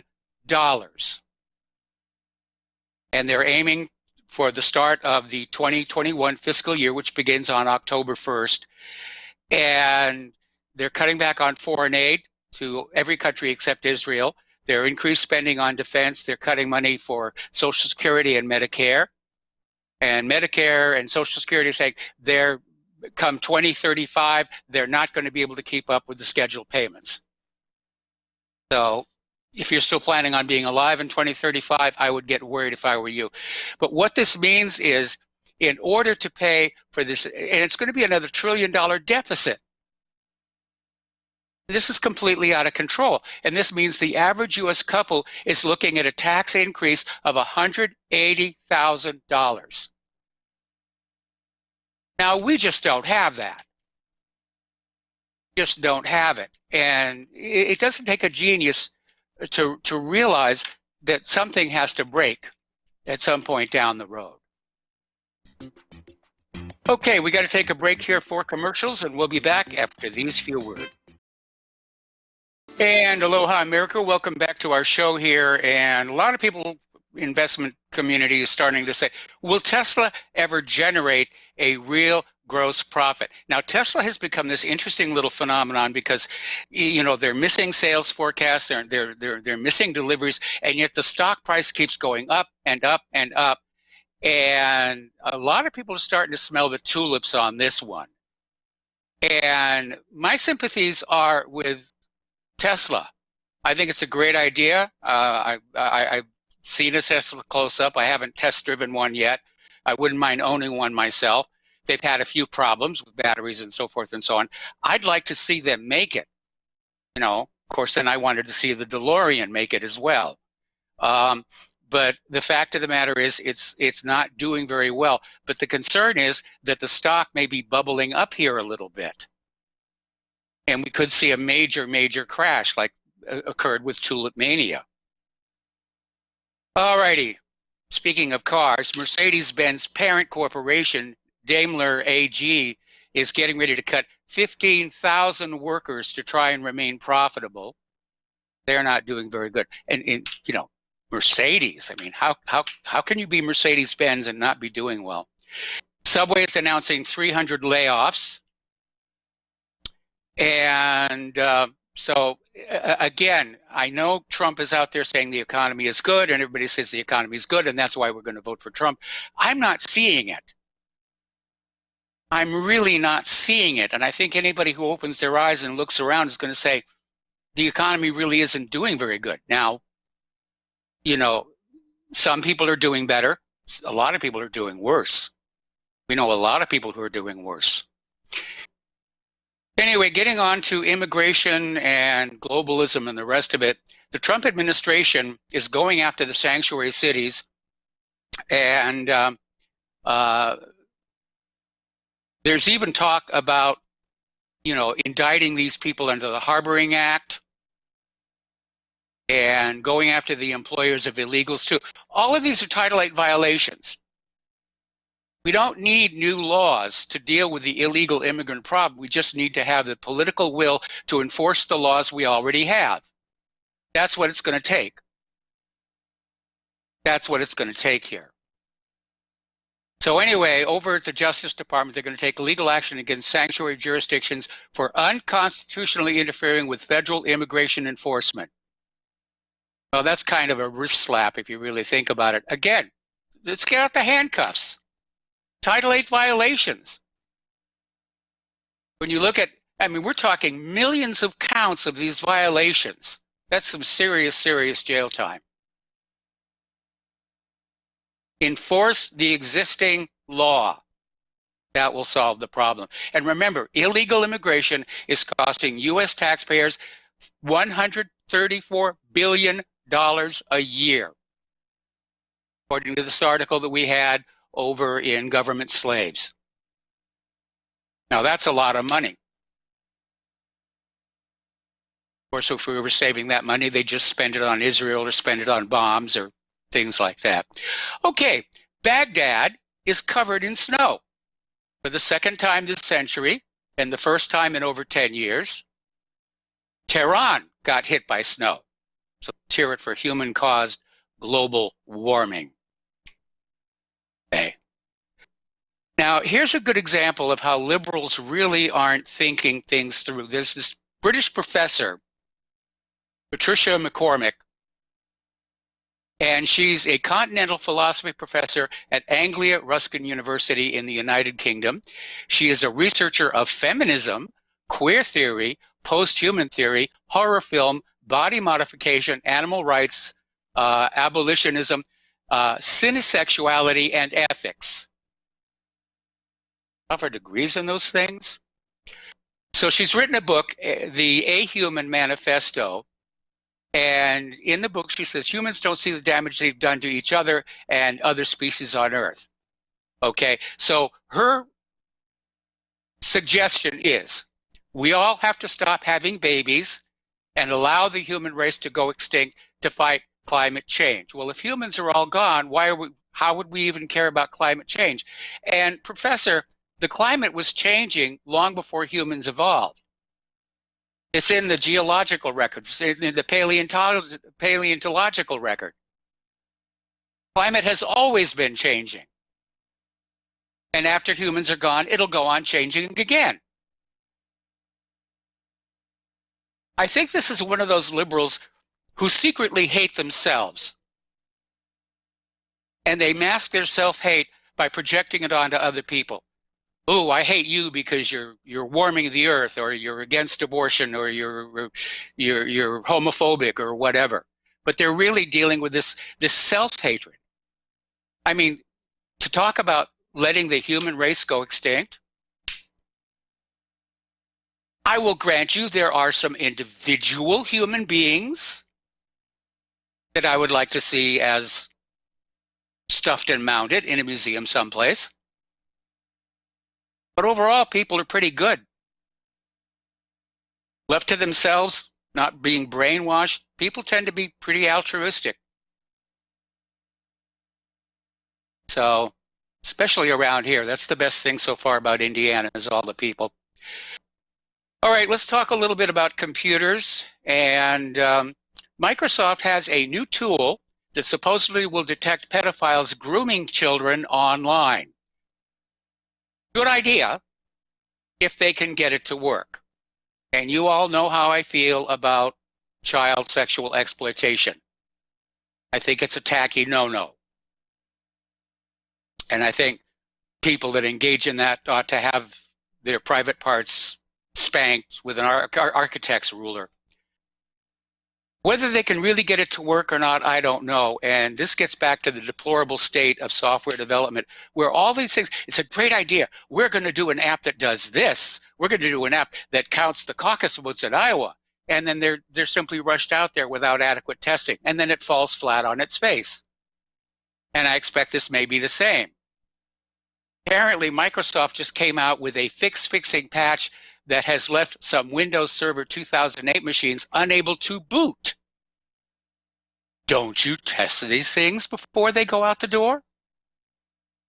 Or is the new model simply send it on out there and say, oh, we broke, 5 million machines across the United States. Well, figure out what went wrong and we'll fix it at this end and send it to you. Pretty tacky. Pretty tacky indeed. All righty. I think, to be very honest, that Microsoft ought to go the direction that Apple went some years ago. Make Linux the core of your operating system and build on that. Stop coming up with something completely new and bug-filled every few years and force everybody to buy it. Of course, supposedly Windows 10 is going to be the last incremental Windows, and from now on it's going to be improvements and new applications that you will pay for because you're paying for it as a service. Apparently, popular email apps, including Edison Mail and CleanFox, are harvesting data from your inbox and selling it to third parties for profit. Your data, your private life, your personal information, that's the business, apparently, of social media, of the email programs. I mean, let's be honest, nobody gives anything away for free. If you're being given free email service, they're doing something with the data. That kind of generosity does not exist in our society. Doesn't exist in our government. They're luring you in with something that's free because they're getting their money from someplace else. And the only product they've got to offer is you and your private information. Now, remember the Equifax breach? It was a really horrendous breach, and people's credit card info and social security numbers were stolen. The United States is now accusing 4 Chinese militants of having executed that hack.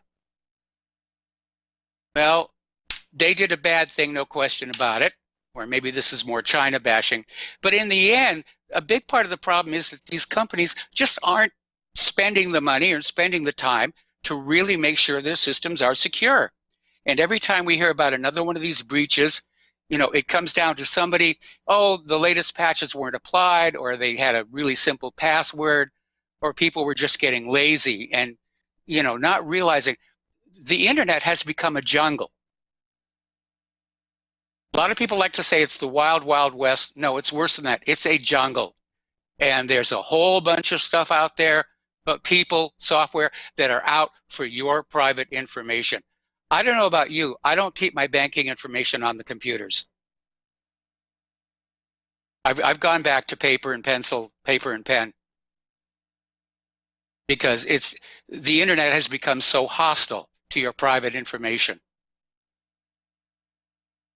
So anyway, now, as you know, there was this weird shooting situation where this individual shot at 2 officers in a van, hitting one of them in the neck, and then a short while later walked into a police station and shot another police officer. He's now been captured. He's arraigned. He's in jail without bail. And Alexandria Ocasio-Cortez is blaming Mitch McConnell and the NRA for the NYPD shootings, saying we need more gun laws. Well, here's the problem. The shooter was already in violation of current gun control laws. He was a convicted felon. He was out on parole. He shouldn't have been able to get a gun. Again, it's a case of we don't need more laws. We need to enforce the laws that we already have. That's where it's breaking down. Now, I understand Congress's idea is we're here to make laws. Let's make another law. Let's convince the American people that we need another law, and we'll make the law and we'll look good. But the real problem is the existing laws that we have, and there are, I will admit, way too many of them, they're not being enforced. Enforcement is where it's breaking down. Of course, that comes under the heading of the executive branch, but the executive branch is being hamstrung by Congress. All right, we're going to take, we had a caller. The caller just dropped. Well, be that way. Such a tease. Oh, Don in Arizona. Aloha, Don. Welcome to the show. What's on your mind? Well, Mike, yes,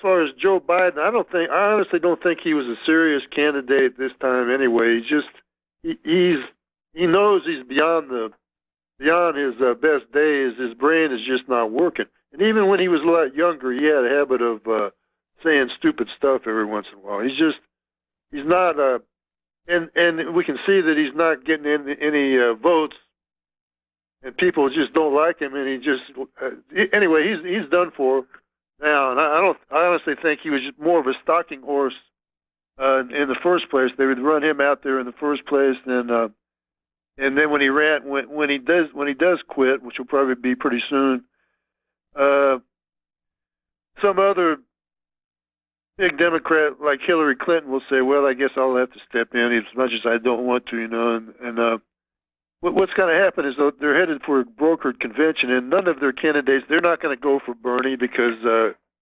Bernie would be their best candidate, but all the big wigs hate him. Yes, because he's not a Democrat. So what they're going to do, I think, it'll be a brokered convention, and they'll, at that time, they'll say, "Well, it's desperation. We'll have to call somebody out of the bullpen." I don't think it'll be Hillary. I think they might throw John Kerry out there or somebody. They have other choices that they could try to, it could be anybody, and they'd have a candidate that is not going to win, but at least these other candidates they have are just total no possibilities of winning. Buttigieg and the mayor of South Bend. You got Elizabeth Warren is horrible, so that's what I think will happen. Now, in your other article that you had in there about the Philippines, Duterte, I guess, is finally cutting off. This has been, actually, America has not had any bases there since the 90s when Mount Pinatubo blew up. And they got out of the Air Force Base left and Subic Bay left.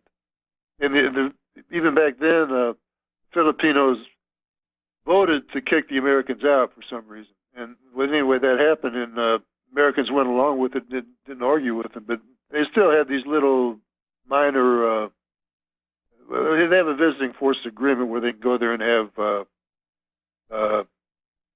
run exercises and stuff, but that doesn't mean anything. But the Philippines just tore up that security agreement, so even that's not in effect anymore. Right. Duterte is a grandstander. The people love him. They love their get kind of a movie star in do some crazy stuff with their president. And at one time when he first got elected, he called the American ambassador an annoying homosexual.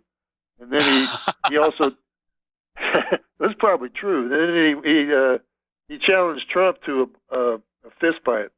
So he says stuff like this. And actually, what he might be trying to do is just get more money, more aid. That's a traditional thing. That's what Marcos did all the time. He'd try to squeeze, because they needed at that time, they really needed the Philippines for the Vietnam War. And he'd squeeze them to death to get that extra, as many dollars as he could.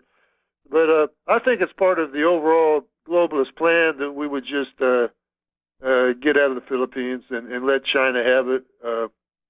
And that last time they had that big, when they had that big typhoon down there, Yolanda, they had a couple different names. The real big one that just tore up Tacloban.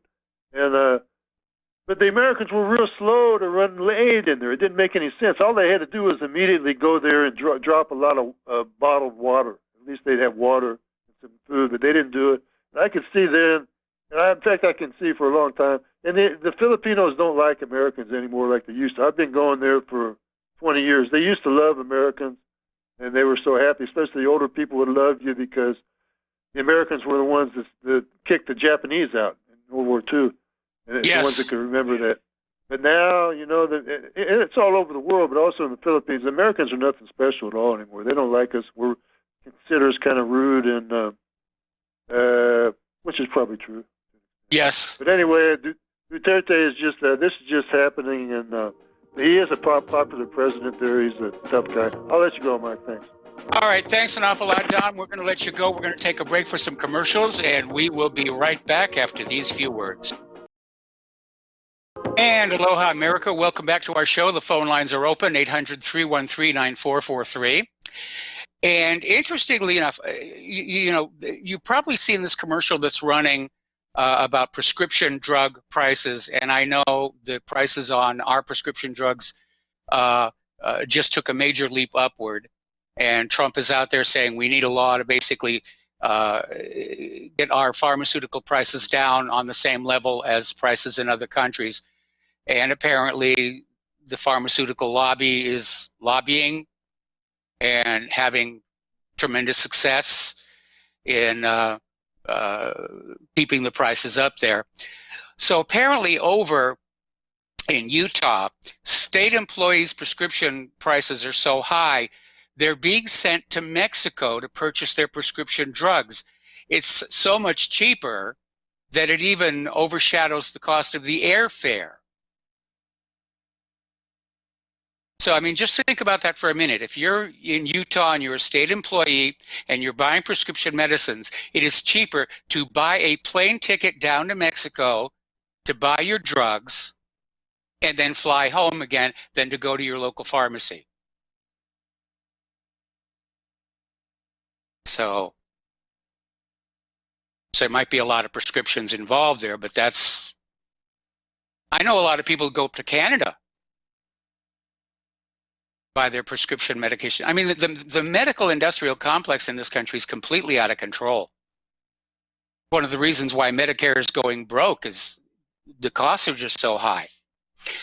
All righty. Now, as you know, we had the Academy Awards this last weekend. You may not have watched it. Apparently, hardly anybody did. Number of viewers fell to an all-time low, had the worst ratings of all time. And the reason was simply that I think people are getting tired of celebrities just congratulating themselves on their movies. Interestingly enough, a Korean film, Parasite, won Best Picture. I think it's the first time a foreign film won the Best Picture award. And for the rest of it, though, the politics has just gotten so much. And Brad Pitt, come on, Brad. He gets up there and he starts talking about cows, about the poor cows, how we artificially inseminate them, and then we take their calves away to be killed for our little veal piccata. And then we take their milk. Brad, they're cows, okay? We're humans. We're at the top of the food chain. We didn't fight our way to the top of the food chain to eat leaves, okay? I get hungry. I want a steak. Bit of fur on one end of it. Just, knock off the horns, wipe the butt, serve it up. I want a steak. In fact, my doctor says I need more protein in my diet. And Brad was not a joke. This was not a joke. This was not a comedy routine. Brad Pitt was up there very seriously talking about, how we're abusing cows. Well, Brad, that cow would not exist were it not being bred by other farmers. And I'm sorry that you're not comfortable with the realities of life, the facts of life, that we live by eating other life forms, including vegetables. We got to take a break for station identification. Join us on the air, 800-313-9443. We'll be right back. And aloha, America. Welcome back to our show, hour number 3. The phone lines are open. Area code 800-313-9443. That's 800-313-9443. And I think at this particular time, it's probably good for me to mention the fact that Republic Broadcasting Network is holding a fundraiser right now. They really do need your help. And I want to start out, first of all, by thanking everybody who has already donated to RBN or donated to whatreallyhappened.com.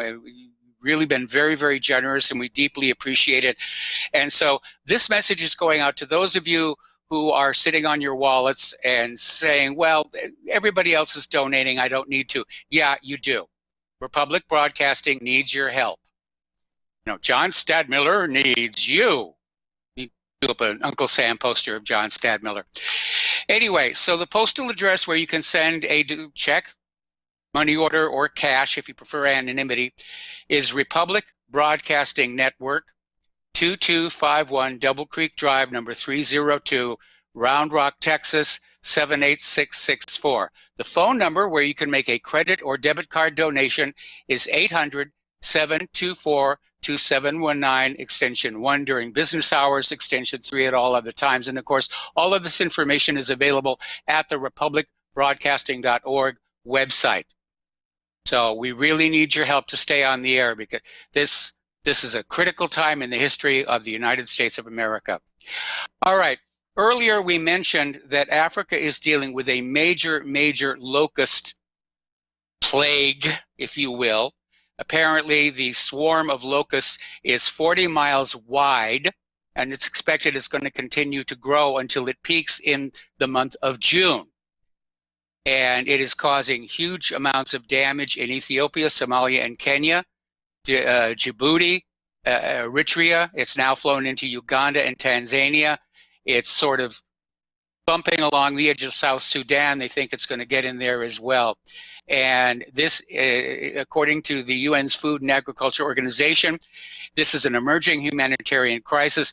13 million people face severe food insecurity. Can't they eat the locusts? I mean, there are some parts of the world where people eat locusts. Just a thought. Just a thought. All right, the United States is now complaining because Russian satellites are now spying on a U.S. spy satellite. How dare you spy on our spy satellite? You're not allowed to do that according to the rules we just made up.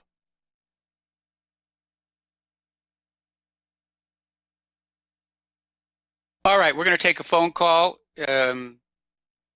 Okay, apparently it was not Brad Pitt. It was Joaquin Phoenix on the cow topic. My mistake. I apologize, Brad.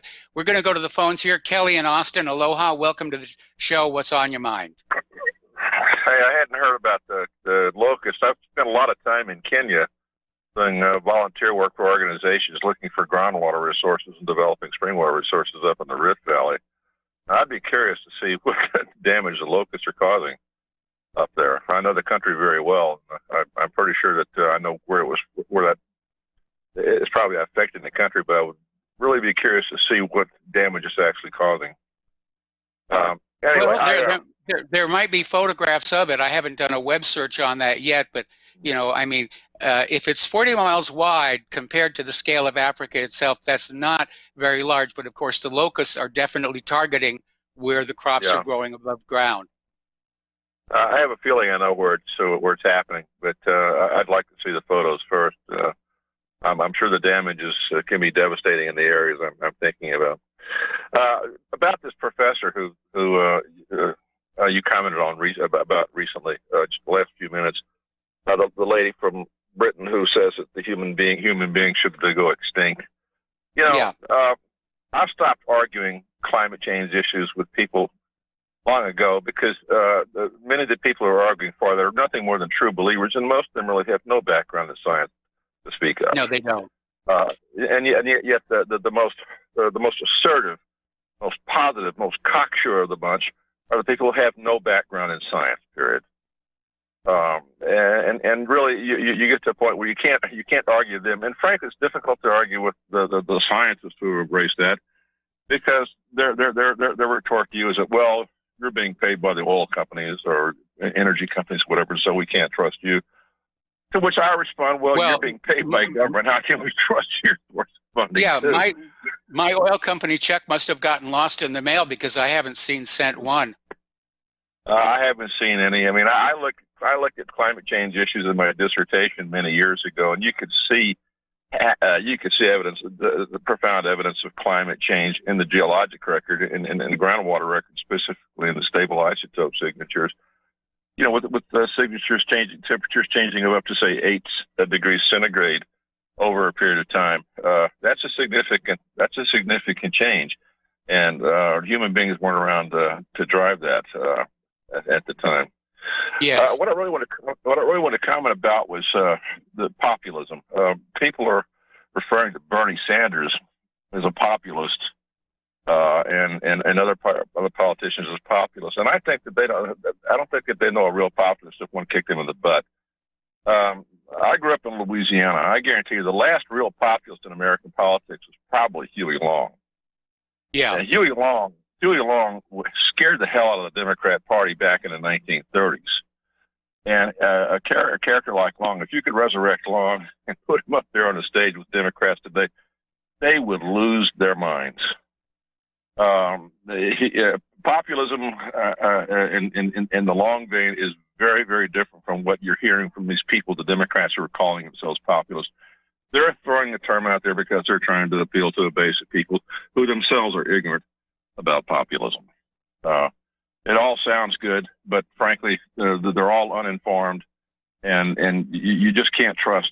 You just can't trust what you hear coming out of people. But when you go back and you look at the record, at a real populist like Huey Long and the Catholic priest he was affiliated with, I forget what his name was.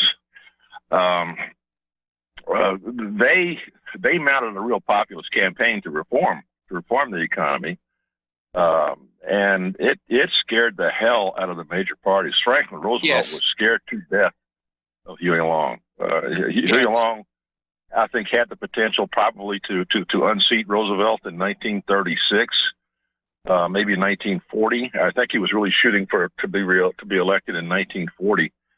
and Roosevelt or somebody else made sure that he didn't live past 1935. But he had a profound effect on American politics. So I just have no regard for people, Democrats in particular, who run around using terms like populism without some frame of reference for what populism really is. Not that I consider myself a populist. I'm starting to look more favorably upon Huey Long after many years. But I certainly couldn't embrace all the tactics that someone like Long used to effect his reforms in Louisiana politics. And it would probably take someone with that strong a personality and someone as ruthless as Long to force those things through on a national level as well. So those people who talk about populism really should be wary what they're asking for, because they might just get what they're asking for if they elect one, a real populist. Yeah, they might. They might. Mm-hmm. The problem, and we're in this awkward situation where it's going to take a strong man to really bring about any change. But then when you have a strong man in charge, they tend to go off and sort of do things you don't like. Mm-hmm. So how do you get a strong man that is still subservient to the American people? That's the problem. You don't get somebody in politics like that who's going to be subservient to anyone. If he or she's going to push an agenda, a reform agenda through, he has to be able to, as they say, break a few eggs to make an omelet. I don't like that expression, but frankly, I think it sums up nicely what you have to do to make things work for good or for bad. I sent you those books. Were you able to get them? Oh yeah, they arrived. I got them just today, and the little loop. I appreciated that, and I've had a chance to flip through the books, and I'm sending you a nice thank you note. Well, I know you'll enjoy them, and just put them in your car, and when you drive around, pull them out, and you'll have a guide to whatever you're looking at. You know, I mean, look, I've been a geologist now for 40 plus years. Anytime I go to another state, I pick up one of those road guides, because it's a very convenient way for anybody to just thumb through and see where you are and what the key geologic features are. You know, I can look at that, get out of the car, and bam, I'm home. I know what I'm looking at right away. You'll find this very helpful, and I think you'll learn a lot, especially about the state of Indiana, and you'll find that the geology of Indiana is a lot more varied than you might realize. Well, anything's going to be a lot more varied than what we had on Oahu, which was just lava. That was it. Here we have lava, and over here we have more lava, and over here we have. Well, you have lava. What you have is here you have some and there you have pahoihoi. Yes. Well, I'd rather be walking on the pahoihoi than the Certainly, but you better hope it hardens first. You know, several people in Hawaii have walked out over recent lava flows, the pahoihois, and it's cracked, and they have gone right through into the molten lava. Yes, they have. Yes, they have. And We lose several about 12 people a have year. died. Really? Yeah, which, you know, it's wonderful to see the volcano, but those ropes and stanchions that are sawhorses that are being set up by the Park Service, they're not for decoration. Okay. No, they're there for a reason. They're there for a reason. And if you step over that rope, you may be stepping onto something that looks solid, but is actually very thin. And yeah, people do punch through. They want to get their selfie taken right next to the lava. And yeah, they'll drop on through. That's the last that we see of them. And it's really tragic if they fall into the lava and disappear before they've spent all their money, because we need it in the Hawaii economy.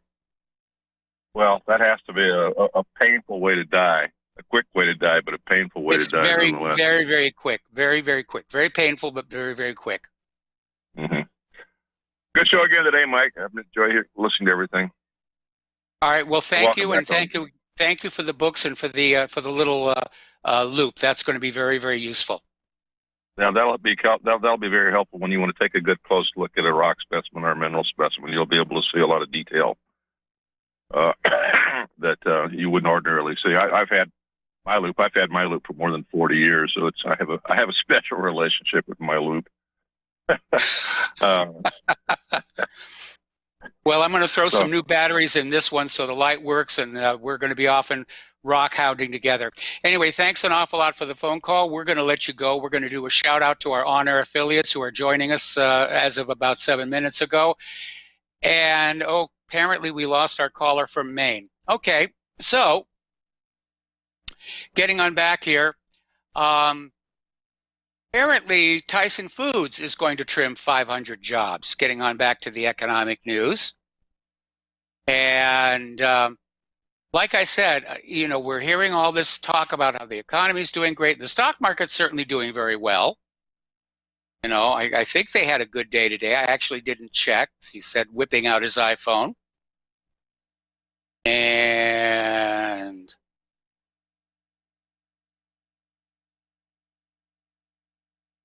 see, I had to type in my code. It's not recognizing my fingerprint. Oh, I take it back here. Apparently the stock market, the Dow ended just microscopically in the red, and the other two indices just slightly in the green.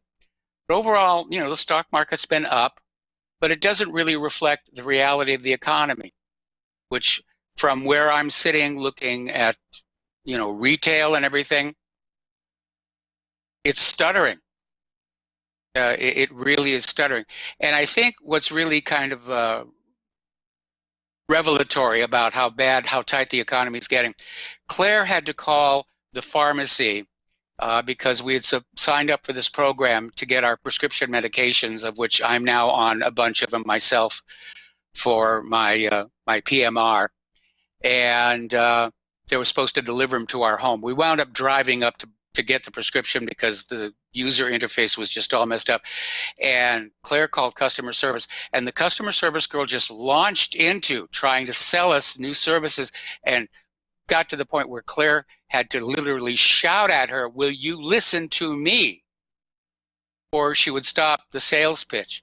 So if the management is telling these people to really push to sell these products, it tells me they're in trouble.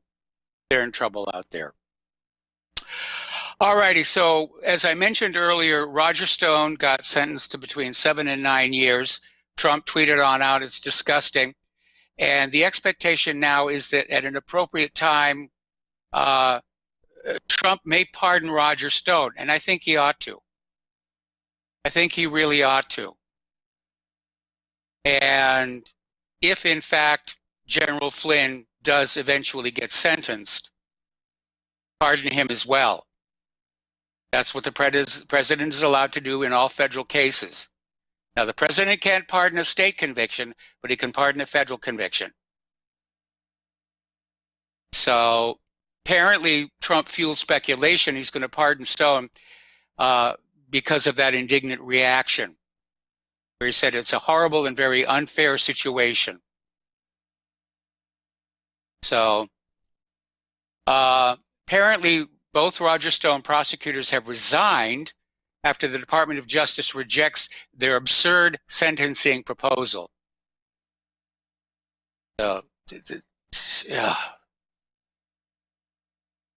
Okay, apparently Jussie Smollett has finally been indicted on several counts in relation to the false claiming to be the victim of a racist and homophobic attack. He was previously indicted over the hoax, but the charges were dropped. He's been re-indicted. And I know a lot of people calling into the show are saying, you know, how did he get away with this? Well, maybe he's not going to get away with it after all. Because what he did was very dishonest. It could have led to more violence in the street. You know, hoaxes are not harmless. Well, some hoaxes are harmless. But they're still inappropriate. They're still immoral, I think. All righty. Let's see.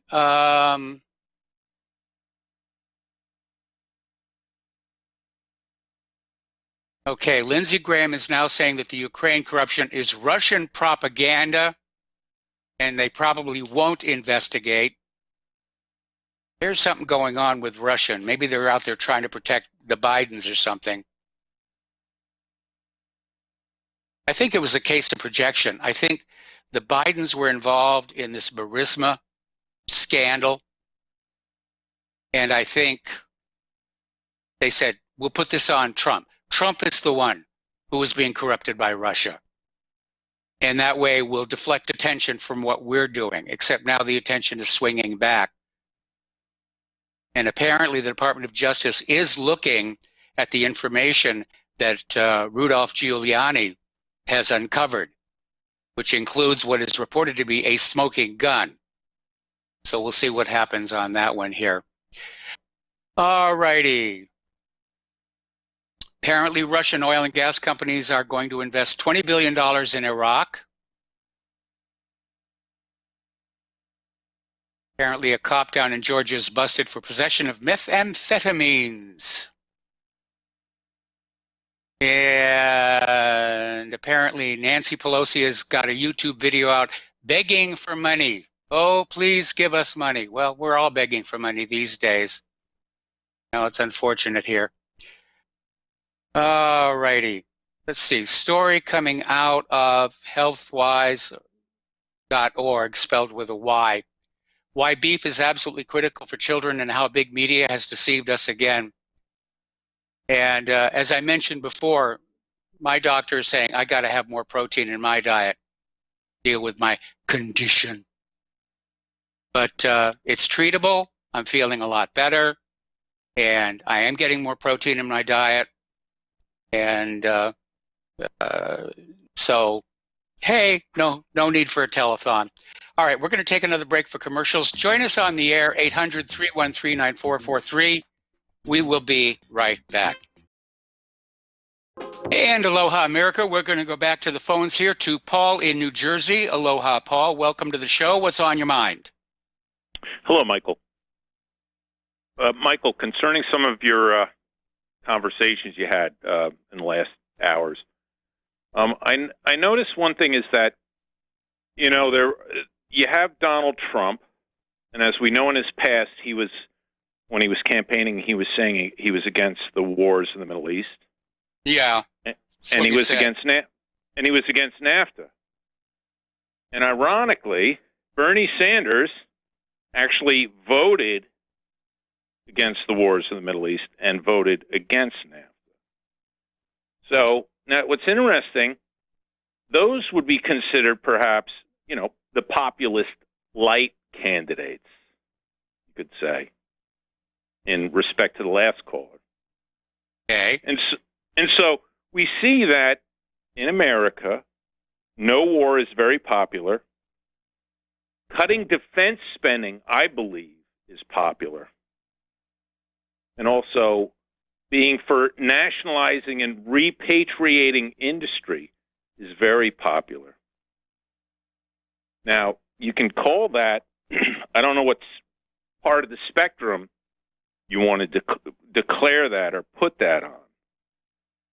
But it seems like, and the actual centers in both the Republican parties and the Democratic parties, the elitist, or at least establishment center, has been the ones who passed NAFTA, right? And they're the ones who were for both the wars. Just consider Hillary Clinton as a classic example that she voted for the Iraq War too. Yes. And so I think that's like the irony of the disenfranchisement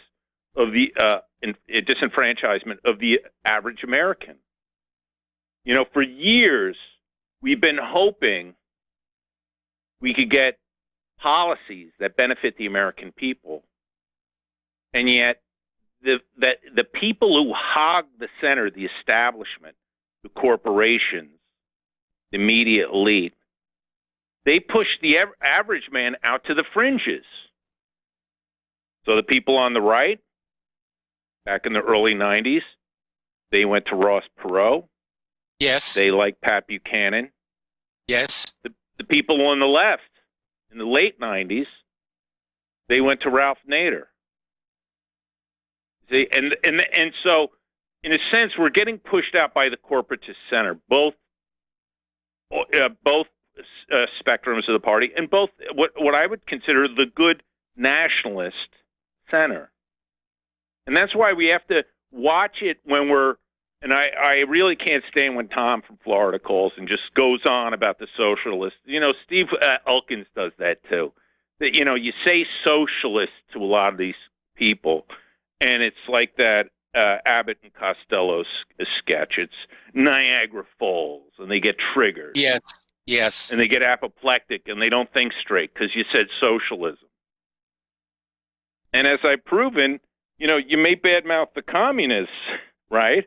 But the reality is, if you're going to badmouth communism, we'll look at how China has done incredibly well the past 40 years under their form of communism. It took a backwater from the 1970s, and now China is a superpower where the West is so threatened we might actually have to throw bioviruses at them to knock them down a peg. And I hope we're not doing that, but we can't rule it out. Right. And so I'm just saying is that we have to, and that's where I like what Joe from Tennessee said today, that we have a kind of a hybrid mix. Let's be honest. We're partially socialist. I know you're in my age group or a little older than me, and I'm honest. I contributed to the Social Security system my whole life, and I'm counting on it in a few years. Yes. And so, and once I turn 65, you know me, I'm going to be like, I love my socialism, and I want my cost of living adjustment. That's what happens to all the people who, once they're retired, are dependent on that money. And then all of a sudden, socialism isn't such a bad thing. And also, when it comes to, and this is one of the things I disagree with Tom about too, is remember, one of the planks of the Communist Manifesto is to develop the hinterland, right? To build roads and commerce and try to get people living out in the hinterland.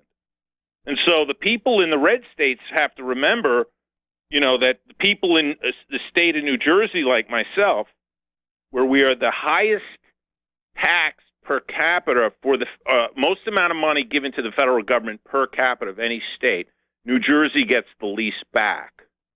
Yes. And so all the people in the red states should be thanking the blue states for subsidizing them, and the effort of the communist road network, or somebody would call it a socialist road network, because it's straight out of the Communist Manifesto, when they built the interstate roads and connected up the country through an interstate highway system under Eisenhower and before. Well, that wasn't really a communist thing. That was basically trying to catch up with Germany and the Autobahn. Anyway, listen, Paul, got to let you go. Got to take a break for commercials. Got another caller waiting on the line, and we'll be right back. And aloha, America. Welcome back to our show here. We're going to go back to the phones to Miles in Maine. Aloha, Miles. Welcome to the show. What's on your mind? Aloha, Michael. Welcome home, and I hope you're feeling comfortable in your studio there. Well, I'm a lot more comfortable here than I was back at that inpatient PT place. I mean, it was kind of like boot camp, occupational therapy in the morning and physical therapy in the afternoon, and couldn't leave, and lousy food, and but the people were great. Yeah, and that sounds like the good old home cooking of Claire. Yeah, I definitely anyway, I miss wanted that. to comment. Claire's out there doing a home cooking meal from my first night home. Beautiful. Paul makes a lot of excellent calls, but I wanted to remind Paul that Bernie also was against illegal immigration, and not so much anymore. So what would we look forward to him in the White House? Also, we were talking previously, a caller, I think it was Tom, called in about the illegal aliens and the murders and that they commit, the deaths.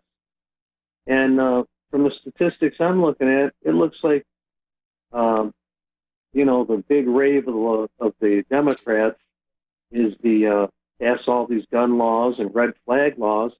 But from what I'm looking at, it looks like that these illegal invaders cause more deaths than actual shootings from firearms that aren't suicides or justifiable, police shootings or anything like that. You're right. And I don't see them running around here.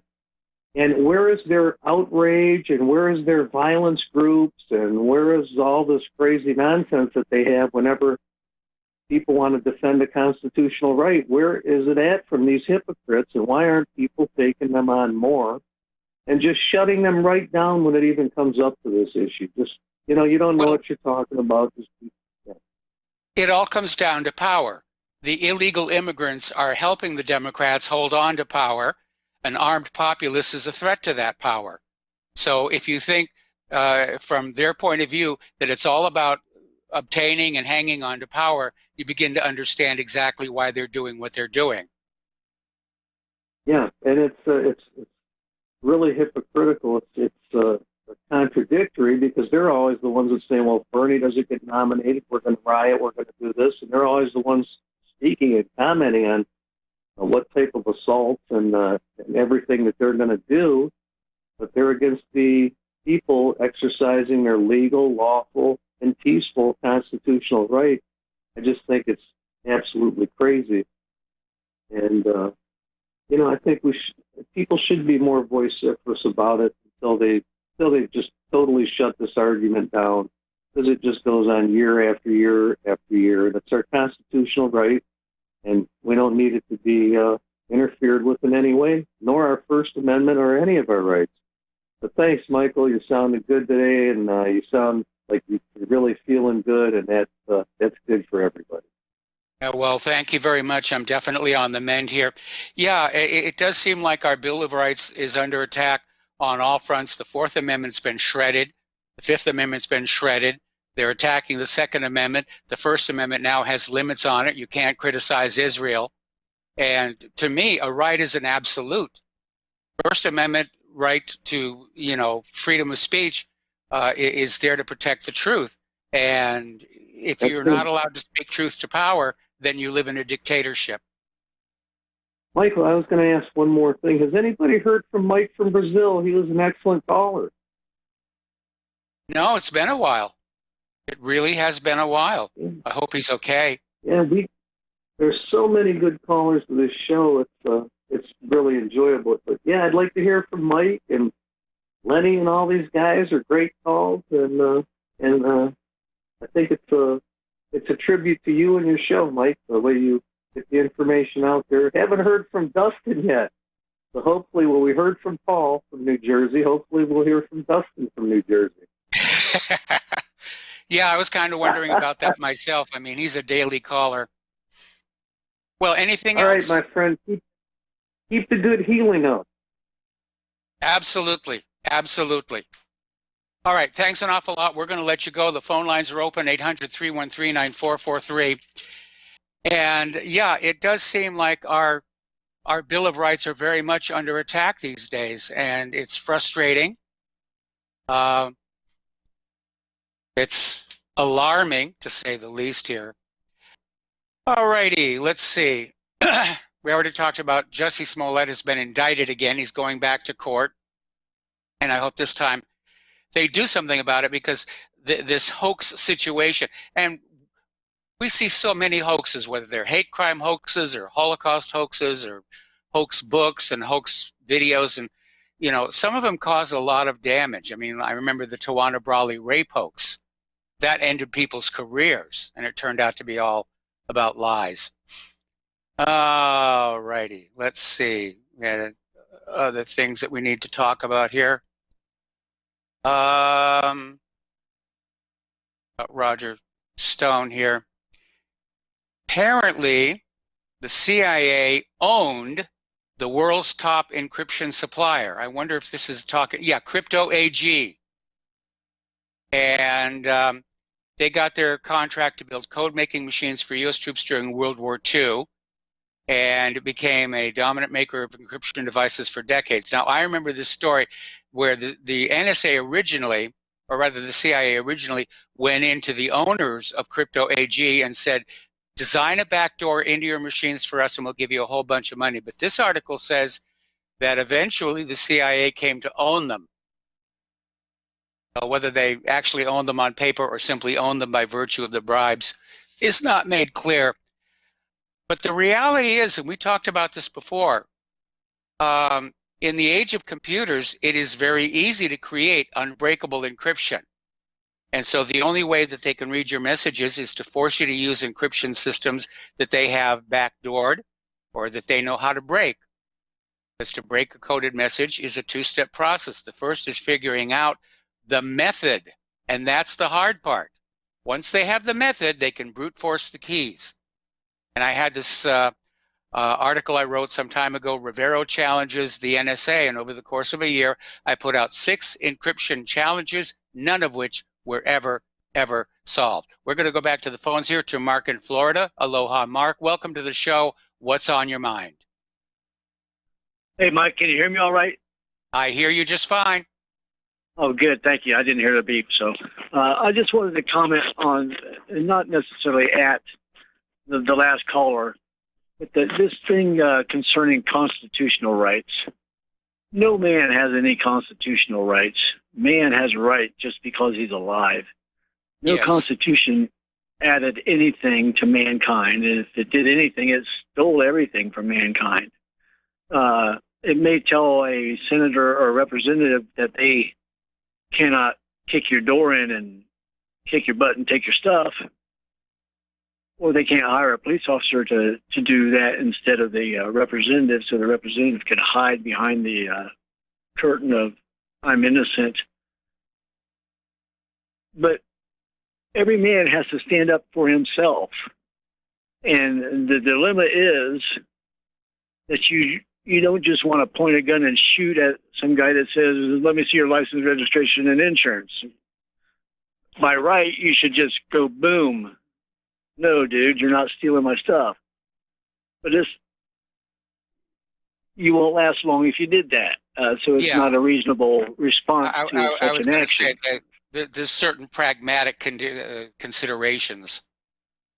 Right, but by all rights, the foundation is, yes, you have every right to do that because he is not supposed to be kicking your butt and taking your stuff, which is what they're doing. So the alternative is, I suppose, which is just maddening, is to run for office and not do those things to people. But then you got the lawyers and the judges that just distort and contort everything into an obligation for innocent people to perform. This country was, I suppose, formed at the barrel of a gun. And that should be the first indication that the only way you're going to be free is at the barrel of a gun, except then they're going to drop a nuclear bomb on you. So it's, I don't know, Mike, if I'm just wasting time or... But people got to stand up for themselves, and they got to realize that the Constitution, the government, you don't get anything from it. You get everything taken by it. But you got to there are certain protocols that they do follow some rules, or they can't even perform their corruption if they don't follow some set of rules. It's like paying Al Capone to not kill me as long as I pay him, and he won't let anybody else kill me as long as I pay him. And Yes. that's what we got, and that's what we got to remedy, I suppose. Well, I've often said that government seems to sometimes operate as a criminal operation, as organized crime. And you're exactly right. Do what you're told, pay your taxes, and we will not let bad things happen to you. If you don't pay your taxes and you don't do what you're told, yes, the government will come and do bad things to you. Now, to an extent, this is needed to keep order in our society, but it can be carried to unrealistic extremes of control, which is where we are right now. And you're absolutely right. We have inherent rights. The Bill of Rights does not grant the rights or give the rights. It merely recognizes them. The Bill of Rights was a document written by the government of the United States of America saying, we understand you have these rights. You have a right to freedom of speech that we may not abridge. You have a right to bearing arms. You have a right, and basically enumerated all of those rights.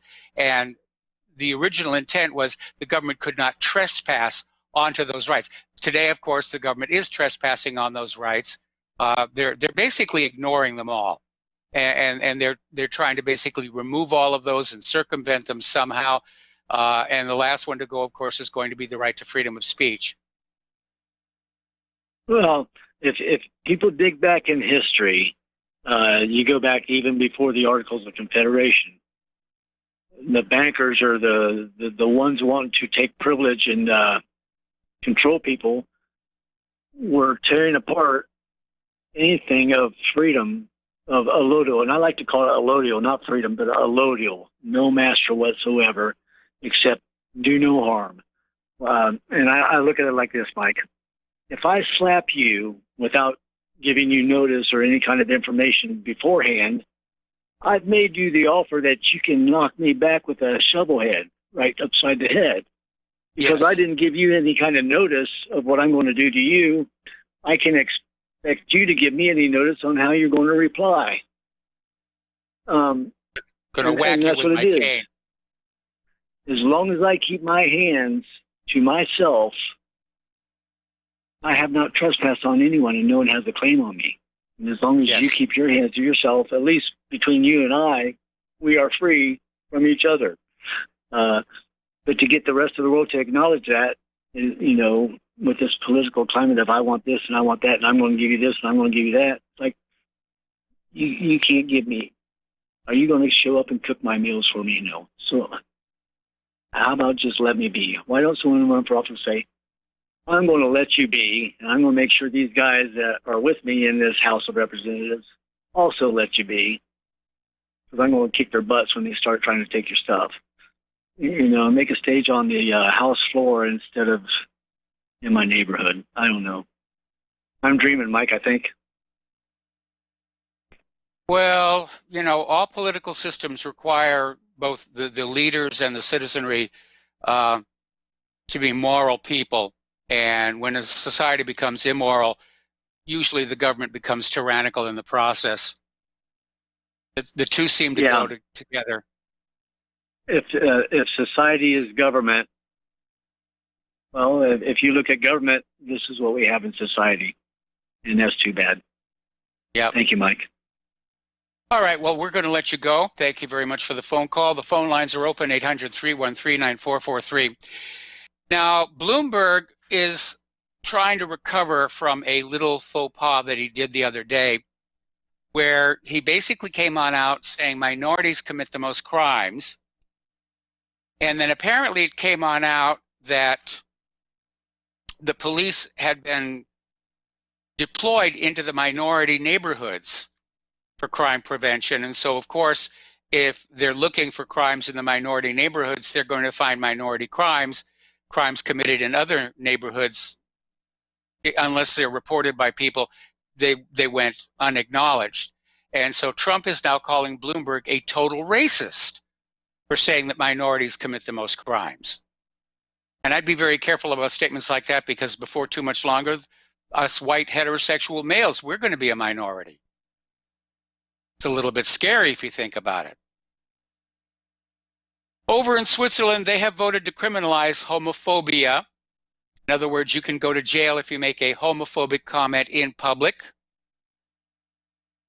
And Spain apparently is moving to criminalize glorifying the Franco dictatorship, the way that Germany now criminalizes glorifying the Nazis. Amazing here. Apparently, there is a case of coronavirus in Paris, France. And Congress is considering replacing the fuel tax with a tax by mile. Now, I don't know, I guess they want to catch those people who at the top of a hill turn off their engine and coast down. Something tells me, though, they'll get the tax by mile in there and there'll still be a tax on the fuel. The government's broke. They're in debt. They need to find more ways to get more money out of you. The problem is they have created an economy in which ordinary Americans are unable to trade their labor and their skills and their talents for decent wages and salaries with which to pay all the government's bills. It's become a very, very lopsided situation. Oyana Scotzi, life out of balance. Oh, my goodness. I guess the problem is our political system. We elect people who really don't know what they're talking about. They think the internet is tubes. They think those paper notes from the Federal Reserve are actually money. It's just absurd. It's just bizarre. All right, we're coming up here on another commercial break. We're going to take our last commercial break, followed by the last segment of today's show, and we will be right back. Aloha, America. Welcome back to our show here. Last segment of our program today on this Tuesday. And of course, all eyes are on New Hampshire now. The polls are still open. They're going to be closing very, very shortly. For some reason, Associated Press still has this primary results page up there on the web that has Amy Klobuchar in the lead with 29% of the vote, Bernie Sanders with 14%, Elizabeth Warren 14%. They're tied, and Andrew Yang coming in at 11%. And again, as I mentioned earlier in the show, by the way, Joe Biden's down at 7.4%, tied with Pete Buttigieg. And as I mentioned earlier in the show, I thought the rule was you didn't put up any results until the polls were closed because of the idea that you might discourage voters from going to the polls. Now, I understand during the primary elections, not a lot of people vote. It certainly was the case down in the Iowa caucuses. But still in all, I mean, I'm not buying this particular spread of numbers, and I'm wondering why AP put this up there. So anyway, tomorrow morning we should, hopefully they will not have the same kind of a meltdown they had in Iowa. And we'll have some real results tomorrow morning. We'll see what they're doing. I'm probably going to put on the TV as the real results start to come in tonight. But I think after Super Tuesday, we're going to see a lot of shakeouts happening. A lot of shakeouts happening. Okay, so no callers on the line here. There is an Arctic blast coming down from the north, and so we're probably going to start seeing a lot more snow here in the United States of America. Again, been a very, very mild winter here in Indiana, according to the locals. We have gotten little snow flurries the last few days, but none of it's really sticking. And it does confuse the heck out of my trail camera, which is catching the deer, and apparently they're coming right up to the porch and checking out the deer cam. So that's a lot of fun. Anyway, let's see what else we've got here to talk about here. Apparently, China has recalled ships that were en route to the United States of America with medical supplies. This is a story coming out of Investment Watch blog, and I imagine they're probably running short of medical supplies. And it's another indicator that this coronavirus may be a lot more serious than is being let on. I can understand why government would want to hide a serious outbreak, and governments just in general around the world want to keep people calm, don't want any panics, but we're already seeing price gouging for things like masks various other medical supplies here in our local stores. So again, because we have been lied to about SARS and swine flu and bird flu and when pigs fly flu and kung flu and the rest of it, it's hard to know. And that uncertainty, I think, is probably going to play with a lot of people's heads. It plays with mine. I want to know for sure. Okay, there's some music. Time for me to get out of here and have Claire's lovely home-cooked dinner. We'll be back here tomorrow. And please stay tuned for John Stedmiller. I'm sure he's got lots of interesting things to share with you. Share the word about RBN. Share the word about whatreallyhappened.com. Please donate. We need all the help we can get. We'll be back tomorrow. Aloha, America.